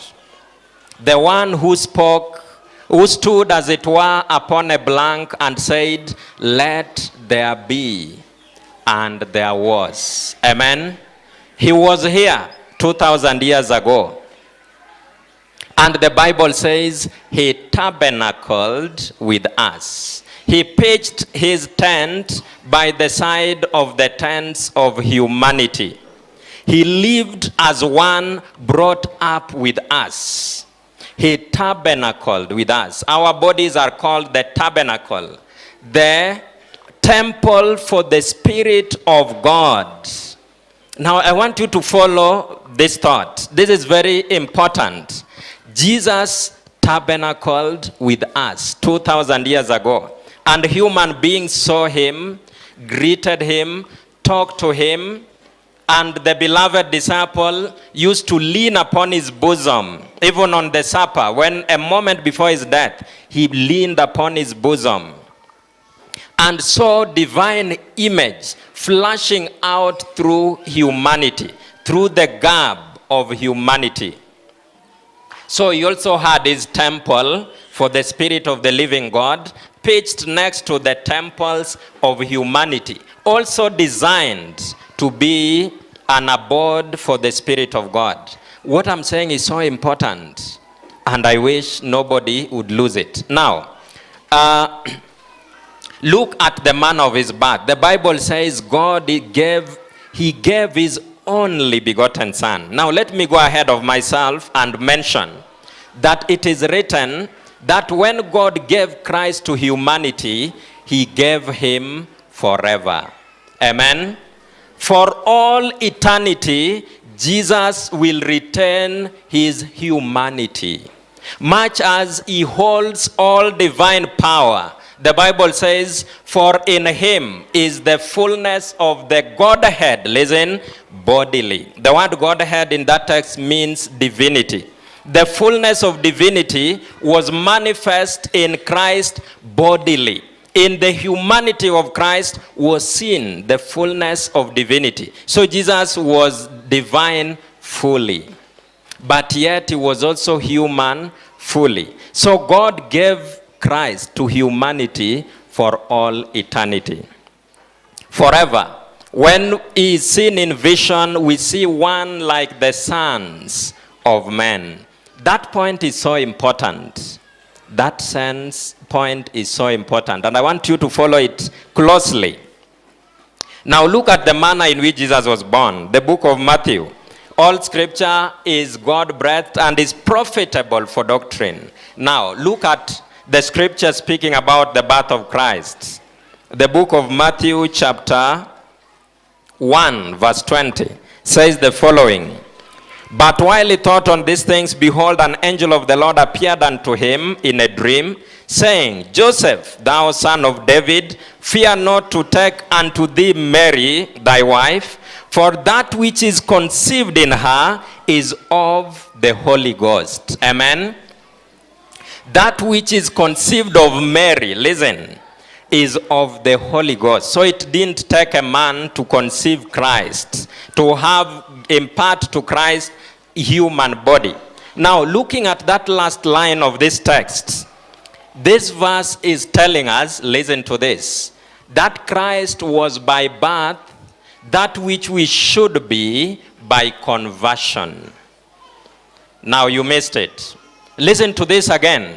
I just said Jesus was, listen to this, by birth, that which we should be by conversion. Jesus was conceived through the power of the Holy Ghost, but conceived inside humanity. So he carried from the womb, right from conception, the expression of both divinity and humanity living together. Jesus was from birth divine, and he was from birth human. Now listen to this one. Humanity are both by conversion human, and listen to this in a very cautious sense, divine. I'm going to read it from the Bible. When you are converted, the Bible says you are born again. Amen? Jesus just needed one birth because he was divine and human right from birth. But human beings have human heredity merely by birth, because both father and mother are human. By the law of genetics, by the laws of heredity, you take after your parents. So you have the elements of your heredity. For us to be really Christians, to be God-like, to be like God, to be like Christ, we need to be born afresh. The Bible says, unless a man be born again, he shall in no wise inherit the kingdom of heaven. And Jesus explains his meaning. That is John 3 verse 6. You'll begin from verse 5. That which is born of flesh is flesh by the laws of heredity. That which is born of spirit is spirit. And what is spirit? The Bible says somewhere, the Lord is that spirit. That which is born of God has the divine element in himself, has the attributes of God in himself. Jesus said to the Samaritan woman, God is spirit, and them that worship him must worship him in truth and in spirit. Now that which is born of spirit must have the stamp, the impress of the Spirit of God. So at second birth, we take of the elements that Jesus had at his command by birth. So Jesus did not sin right from birth. And when Jesus was born, his mission, listen to this, was to demonstrate the possibility of humanity fully overcoming sin when combined with divinity. That was his mission right from birth. And the Bible says we have an high priest, to paraphrase it, such as ourselves, yet without sin. Yet without sin. That is my point. Yet without sin. Now, I was reading the book of Matthew chapter 1. The book of Matthew chapter 1, verse 20. That is where we were. Matthew chapter 1, verse 20. For that which is conceived in her is of the Holy Ghost, conceived by the Holy Ghost. Verse 21, and she shall bring forth a son, and thou shalt call his name Jesus. By the way, do you think the name Jesus was new with Jesus, the Savior of the world? You'll realize that this was a name that was used even by the Hebrews. So, and the Bible says, the reason this name is given, for he shall save his people from their sins. If you are to look at my Bible, I've underlined his people. The Bible says he shall save which people? His people. Now, let me put it this way. Jesus was intended to save his relatives from their sins. Amen? No, you missed this point. Jesus was intended to save his relatives from their sins. By birth, Jesus became fully a member of the human family. So that when Jesus went to the cross, he went to save his brothers and sisters. Amen. For God so loved the world that he gave his only begotten Son. And Jesus became fully a member of the human family.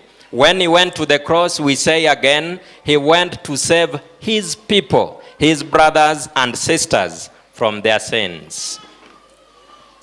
Now all this was done, verse 22, that it might be fulfilled, which was spoken of the Lord by the prophet, saying, Behold, the virgin shall be with child, and shall bring forth a son, and they shall call his name Emmanuel, which is interpreted, God with us. Amen.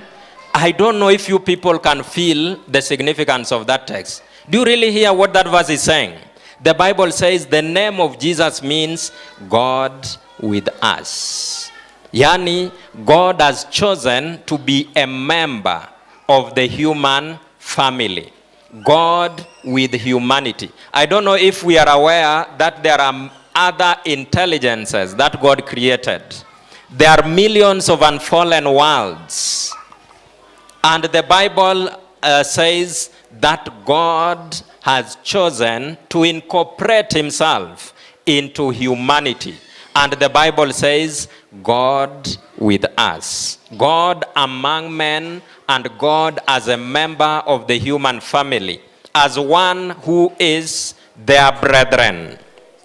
Then Joseph, being raised from sleep, did as the angel, that is verse 24. God with us. His name shall be called Emmanuel, that is to say, God with us. The angels who announced his birth to the shepherds, the book of Luke chapter 2 verse 10. The book of Luke chapter 2 verse 10. The book of Luke chapter 2 verse 10 says the following. Luke chapter 2 verse 10. Has anybody fallen asleep? I hope no one. Luke chapter 2 verse 10 says the following. And the angel said unto them, speaking to the shepherds, Fear not, for behold, I bring you good tidings of great joy, which shall be to all people, every part of humanity. Verse 11 says, For unto you, now unto who? Unto you in new life, unto humanity, is born this day in the city of David a Savior, which is Christ the Lord. Now these angels spoke these statements, I believe, understandingly. They knew what they are talking about. They knew that Jesus is the joy of heaven. Jesus is what makes heaven paradise. As their commander, they knew that heaven itself is not heaven without Jesus. And now they are announcing, making a communication to humanity, that now heaven has accepted the sacrifice of having their paradise come to humanity. And unto you is born, not just given, but is born. Jesus could have just come and lived among humanity, but the Bible says he was born. Now, listen to this point. Jesus was born again to have humanity upon himself because he was originally divine. Are you hearing what I said? Jesus was born again. That is, he was never human, but he was born in order to take humanity upon himself. So he's originally divine, but he took humanity by being born. Human beings are originally human, but they are born again in order to have divinity.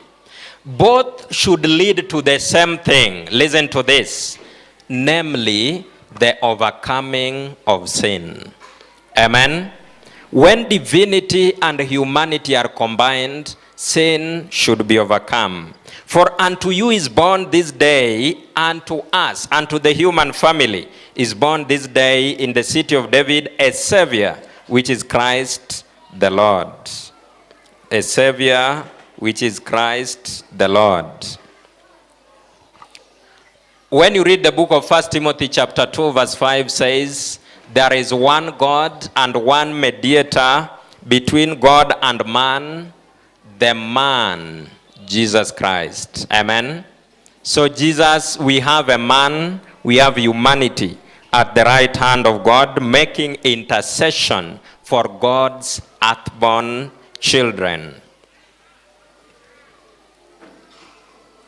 When you look at the book of John chapter 10, verse 30, the Bible says the following. The book of John, when Jesus was around, as we open this text, he used more the expression concerning himself, the Son of Man, more than he used the expression, the Son of God. Jesus was redefining himself. He fully showed that he was fully human. The book of John chapter 10 verse 30, there is a controversy there between Jesus and the Jews. Jesus says in verse 30, I and my Father are one. Jesus the Son and his Father are one. Verse 31 says, then the Jews took up stones again to stone him, because they understood the significance of that statement. When you are born of somebody, you become like that person. At this time, the Jews never used to refer to God as Father. That endearing title of God as Father, Jesus is the one who gave to his earthborn brethren. Amen? And he told us, when ye pray, say, our Father. But you know, familiarity breeds contempt. Nowadays, we don't really appreciate the significance of that expression. When ye pray, say, our Father, who art in heaven. So the Jews, when Jesus said, my Father and I are one, they took up stones to stone him. Then verse 32 says, Jesus answered them, many good works have I shewed you from my Father. For which of those works do ye stone me? Verse 33. The Jews answered him, saying, for a good work we stone thee not, but for blasphemy, and because that thou, being a man, makest thyself God. How did he make himself God? Listen, by calling God his Father. That which is born of flesh is flesh. That which is born of spirit is spirit. Now, that for which the true Son of God was being stoned, God and his Son has honored humanity to fully possess. Say amen to that fact. I don't know if you really get what I'm saying. Jesus was about to be stoned for calling God his Father, because the Jews understood what that fact represents. That if God is his Father, then therefore he is divine, because that which is born of God must be God, isn't it? Wanasema hata kwa Kiswahili mtoto wa nyoka ni nyoka. If Jesus can claim he's the Son of God, then he must be God. And that is making himself equal to God. So they felt they should stone him for such a blasphemy. Now, what they understood as blasphemy, let me say again, Jesus fully gave us a right to have. Amen? To call God our Father, not in theory merely, but in life and in practice and in nature. Godliness is godlikeness. Amen? Him that is born of flesh is flesh, and him that is born of spirit is spirit. The book of John 1:12 says, them that received him, and to them gave he power to become the sons of God.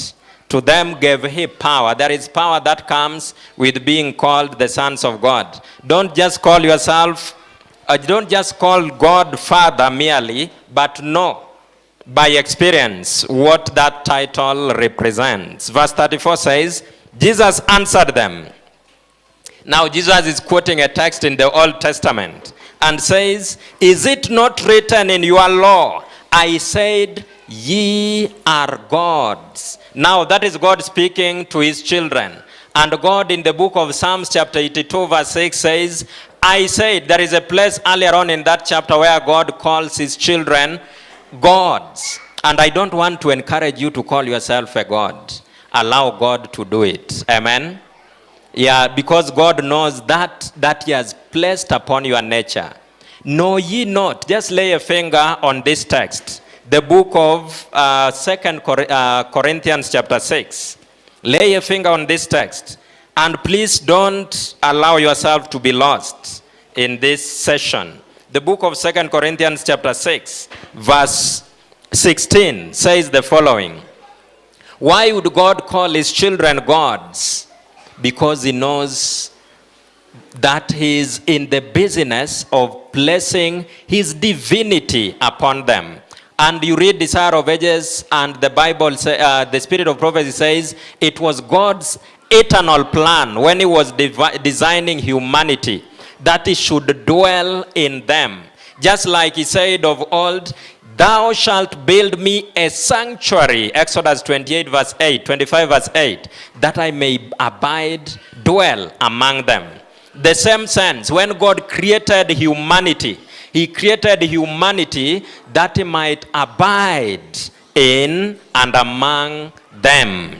The Bible says, know ye not that ye are the temple of the living God, that of the Spirit of God that dwells in you. Even by design, you remember how we were created. The book of Genesis 2:7, God took the dust from the ground and breathed upon his nostrils the breath of life, and man became a living soul, to demonstrate that there is something celestial about humanity. He could have as well spoken humanity into existence, but he breathed his divine spirit, the divine element, upon humanity.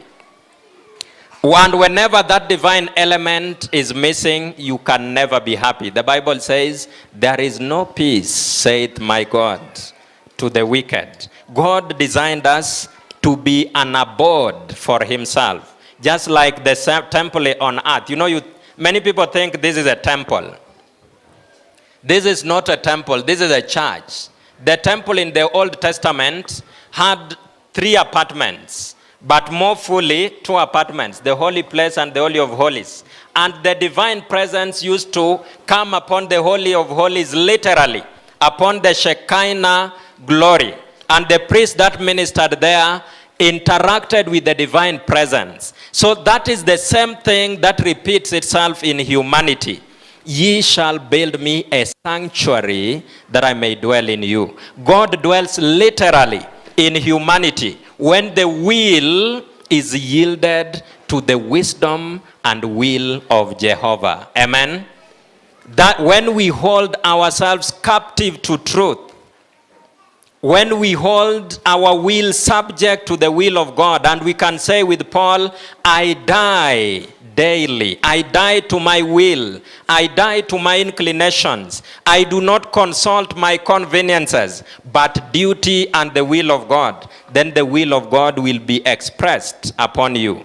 And men will take knowledge that you've been with the Lord. The book of 2 Corinthians 6:16 says, and what agreement hath the temple of God with idols? For ye are the temple of the living God. Ye are the temple. This word, this expression is no fiction. True Christians are the temple of the living God. We said there is a place where the divinity of Christ meets with humanity. That is at the place where we become have both the divine and the human element. It is at our conversion we become like Christ. For ye are the temple of the living God, as God hath said, I will dwell in them. Listen to this. And walk in them. When you see a Christian walking around, God is dwelling there, and God is walking around with humanity. Just like God walked around in the humanity of Christ, and God was with us 2,000 years ago. The same story, the same life of Christ should be reproduced among those who call upon his name. I will dwell in them and walk in them, and I will be their God.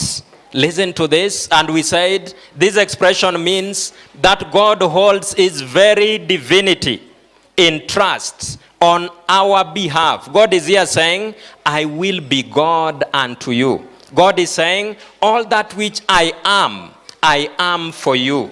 I hold my very divinity as a trust on your behalf. I don't hoard it for myself. My divine power, my knowledge, divine knowledge, my omniscience, my omnipotence. I don't own it for myself, but I own it in trust for you. I will be all that which I am for you. I will be your God, and you will be my sons and daughters. You shall be my people. That is what the Bible says. So Jesus quotes this book of Psalms. We are back to John chapter 10 verse 34. Is it not written in your law? I said, ye are gods. Let us read that book of Psalms. Chapter 82 verse 6. And I'm saying I would discourage you from calling yourself a god.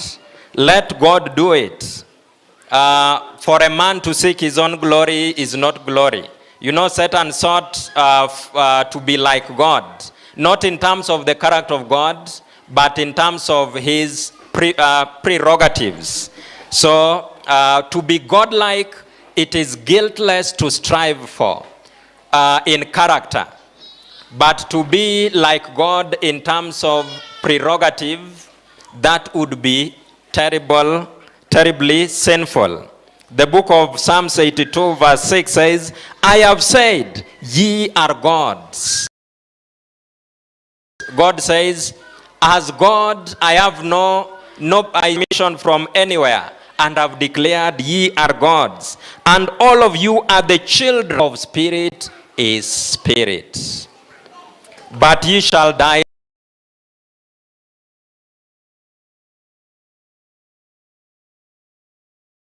like men. You will just die like, you know, when a Christian dies today and a worldling dies today, you may not. A God has died. Let me use the language of God for a moment. He will be raised again. But Jesus said, Christians really never die. They fall asleep, only to be raised again later on. And fall like one of the princes. I said, ye are God. So that is the text that Jesus quoted. Then verse 35 says, if he called them gods, that is John chapter 10. If he called them gods unto whom the word of God came, and the scripture cannot be broken, even if you think it is a mistake that God made that statement, the scripture cannot be broken. In my language they say, you don't set judgment for that which has come from above. Say ye of him whom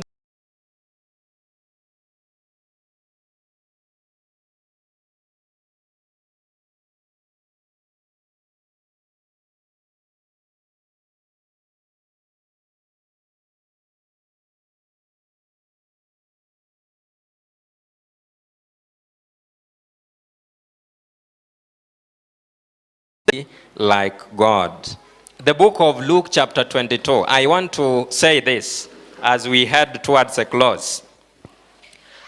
I'm repeating the fact that when Jesus was around, listen to this, he was fully human.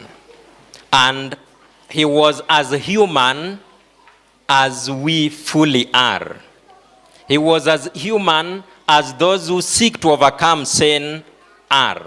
The Bible says, Jesus strove against sin and to blood. Who among us have striven against sin and to the shedding of blood? For that fact to hold true, listen to this. Jesus must have been contending with the elements of his humanity in order to answer the obligations of his divinity. Let me tell you something perhaps which you are not aware of. When Jesus was here 2,000 years ago, the spirit of prophecy and the testimony of scriptures reveal that he laid down at the feet of his Father his divine prerogatives. Listen to me carefully. And he stepped from the throne and the rights which were his essentially by nature, by right. And he took upon himself humanity. Fully he accepted to be human. Now, he says in the book of John, when he was speaking to Nathanael, that you will see this, the Son of Man, you will see the angels ascending and descending upon him, upon the Son of Man. And the spirit of prophecy takes that statement to show, to demonstrate that whenever Jesus performed miracles, he depended upon the agency of the holy angels to express the power of God that he normally manifested in the miracles that he performed. The spirit of prophecy says when Jesus rested in the boat, he was asleep when there was a storm and eventually calmed the storm.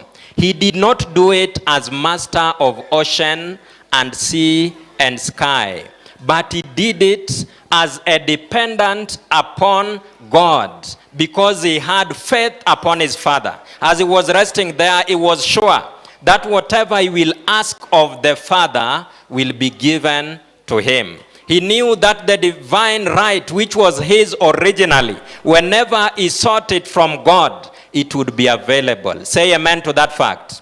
Whenever Jesus was hungry, he was truly hungry. Never even for a moment entertained the suspicion that God could have played fall upon humanity by acting as if Jesus was human when he was not. That is to accuse God of treachery. Jesus, I want to announce to you, was fully human. There is no single miracle, the spirit of prophecy says, which Jesus performed to ease his own suffering or to do that which it is not in our power to do in order to overcome sin. Yani when he was hungry, he just went the long process of cooking in order to be filled. If there is a mount to be climbed, Jesus is climbing the Mount of Olives with the disciples. Somebody would quickly reason that is divine. And he could be lightening his ascent by divine power. That would be improper because that is to really detract from the fact that Jesus was our example. He is truly our example in the sense that he was truly human when he was here. So when he ascended a mount, he was fully human and he applied effort just as you would. It is true, however, that Jesus was divine. But the divinity that Jesus expressed in his life and by which he overcame sin is the very divinity, listen to this, available to you and to me to overcome sin and the world. Amen? And Jesus went forward as the firstborn among many brethren to show us that divinity combined with humanity overcomes the world. Amen? This is the victory that overcomes the world, even our faith. The book of Romans chapter 8, verse 29. Romans chapter 8, verse 29. Says the following: for whom he did foreknow, he also did predestinate to be conformed to the image of his Son. Both in his humanity and divinity, we are to be conformed to the image of Christ, that he might be the firstborn among many brethren. So if you want to know a real human being, then Jesus is first. The Bible says he is the firstborn among many brethren. If you think you are very human, then know for sure that Jesus was more. In fact, Jesus is not just called a son of man. He is called the Son of Man. Amen? Let me say it again. If you are complaining about your humanity as the reason and license for the sins that you commit, be sure that Jesus was more. Amen? If you are human, then, and it was possible for somebody to be more human than another, then Jesus was more human, perhaps, than you. He is the Son of Man. And I am sure that that fact is true, and it is well that it is so. So, that Jesus may be the firstborn among many brethren. The book of Romans chapter 8 verse 16 says, the Spirit itself beareth witness with our spirit that we are the children of God. Now at conversion, God will give testimony through his Spirit that we are the children of God. And if children, then we are heirs, heirs of God, and joint heirs with Christ. This is the privilege that we are being called to. That when we are converted, we have the right to call God Father, in the very sense in which Jesus called God Father, because we have the Spirit of the Father. We are no longer carnal, but spiritual. So we live the life of God. And we learned one of the ways by which we receive and live the Spirit of God is the study of his word.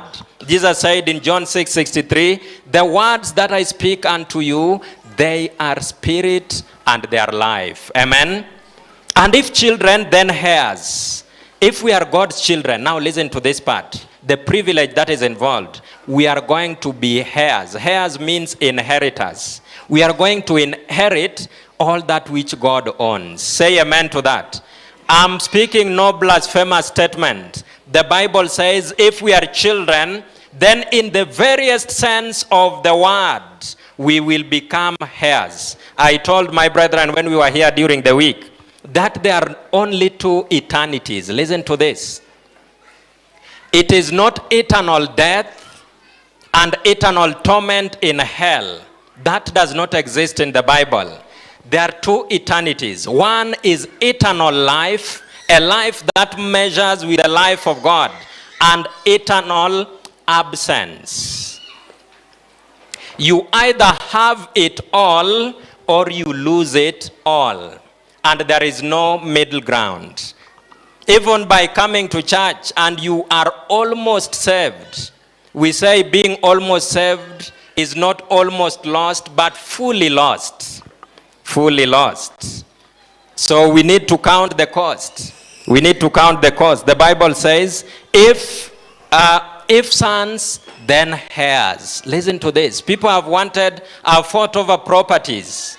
And here is a case where that which is to be inherited belongs to God. Belongs to God. The book of Revelation chapter 21. Chapter 21 verse 7 says, him that overcomes shall inherit all things. Not many things, but everything. Everything that God owns is for his children. His very divinity, he owns in trust for them. Oh, that we surrendered our lives for such a God as we have. Oh, taste and see, the psalmist says, that the Lord is good. Heirs with Christ, joint heirs with Christ. If so be that we suffer with him, there is a cost to it. There is no crown without a cross. That we may be also glorified together with Christ. And we learned during the week that before being lost forever, those who are lost will get the opportunity to see the glory of the saints. The new Jerusalem will descend, and the saints glorified into the image of the firstborn and to the image of Christ himself will be occupying the city as heirs of God and co-heirs with Christ, as if they have the same rights that Christ himself had. So God has been so generous to humanity. For God so loved the world that he gave his only begotten Son. Amen? Now, one of the prayers, I was confirming to you that there is a cost that goes to overcoming and to inherit, be heirs with Christ for an eternity. One of the prayers of Christ, I think we should be ending, in Luke chapter 22, verse 42, I think, where Jesus is praying. Yes, he says, when he was praying, and the cup of human woe crushed his humanity. He said, Father, if thou be willing, remove this cup from me. Nevertheless, not my will, but thine be done. Amen.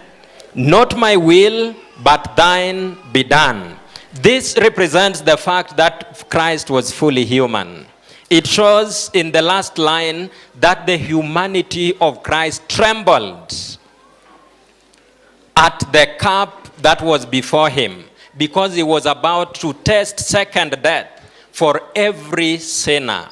And he trembled at that reality. He had his own inclinations. He had his own preferences. There was no time when the will of Christ had ever been anything but in harmony with the will of God. In divinity, they are on the same page. But now his humanity gave vent to itself. And the Bible says, nevertheless, and this is the secret of overcoming, nevertheless, not my will, but your will be done. Amen? When humanity is tempted, the law should be, nevertheless, not my will, but your will be done. I will finish by saying, angelic perfection. This is my last statement. You've seen me close the Bible. We could have said more, but we have to stop when it is fair to stop. Now, I will finish by this statement and listen to it. Angelic perfection failed in paradise, that is in heaven where there is no sin. Angelic perfection failed, and 1/3 of the angels fell. Human perfection failed in Eden, that is another paradise where there was no sin. God is out to demonstrate, particularly with the final generation of his people. If you read the Great Controversy and you read the final chapter of the final book of the Bible, the Revelation, concerning the 144,000, those who will live before God without sin, that is to say, without a mediator. God is out to demonstrate that humanity, human imperfection, combined with divine perfection, succeeds in fully overcoming sin. Amen? I'm saying it again. Angelic perfection failed in heaven. Human perfection failed in paradise. But God is out to demonstrate that human imperfection combined with divine perfection succeeds in fully overcoming sin.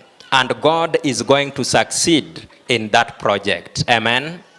And he says, my strength is made perfect in weakness. May God bless you in Jesus' name. Let us rise and pray.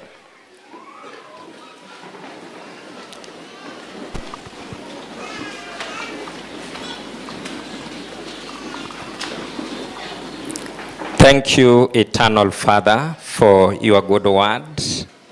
We pray that you may establish us in these truths, that our Father, we may be victorious with Christ Jesus, that we may overcome in the same manner that Jesus overcame, that humanity combined with the divinity may overcome fully the world and sin. Thank you for your word. May you do in souls that which we could not be able to do. And may you glorify yourself in our midst, because we ask this in Jesus' name. Amen.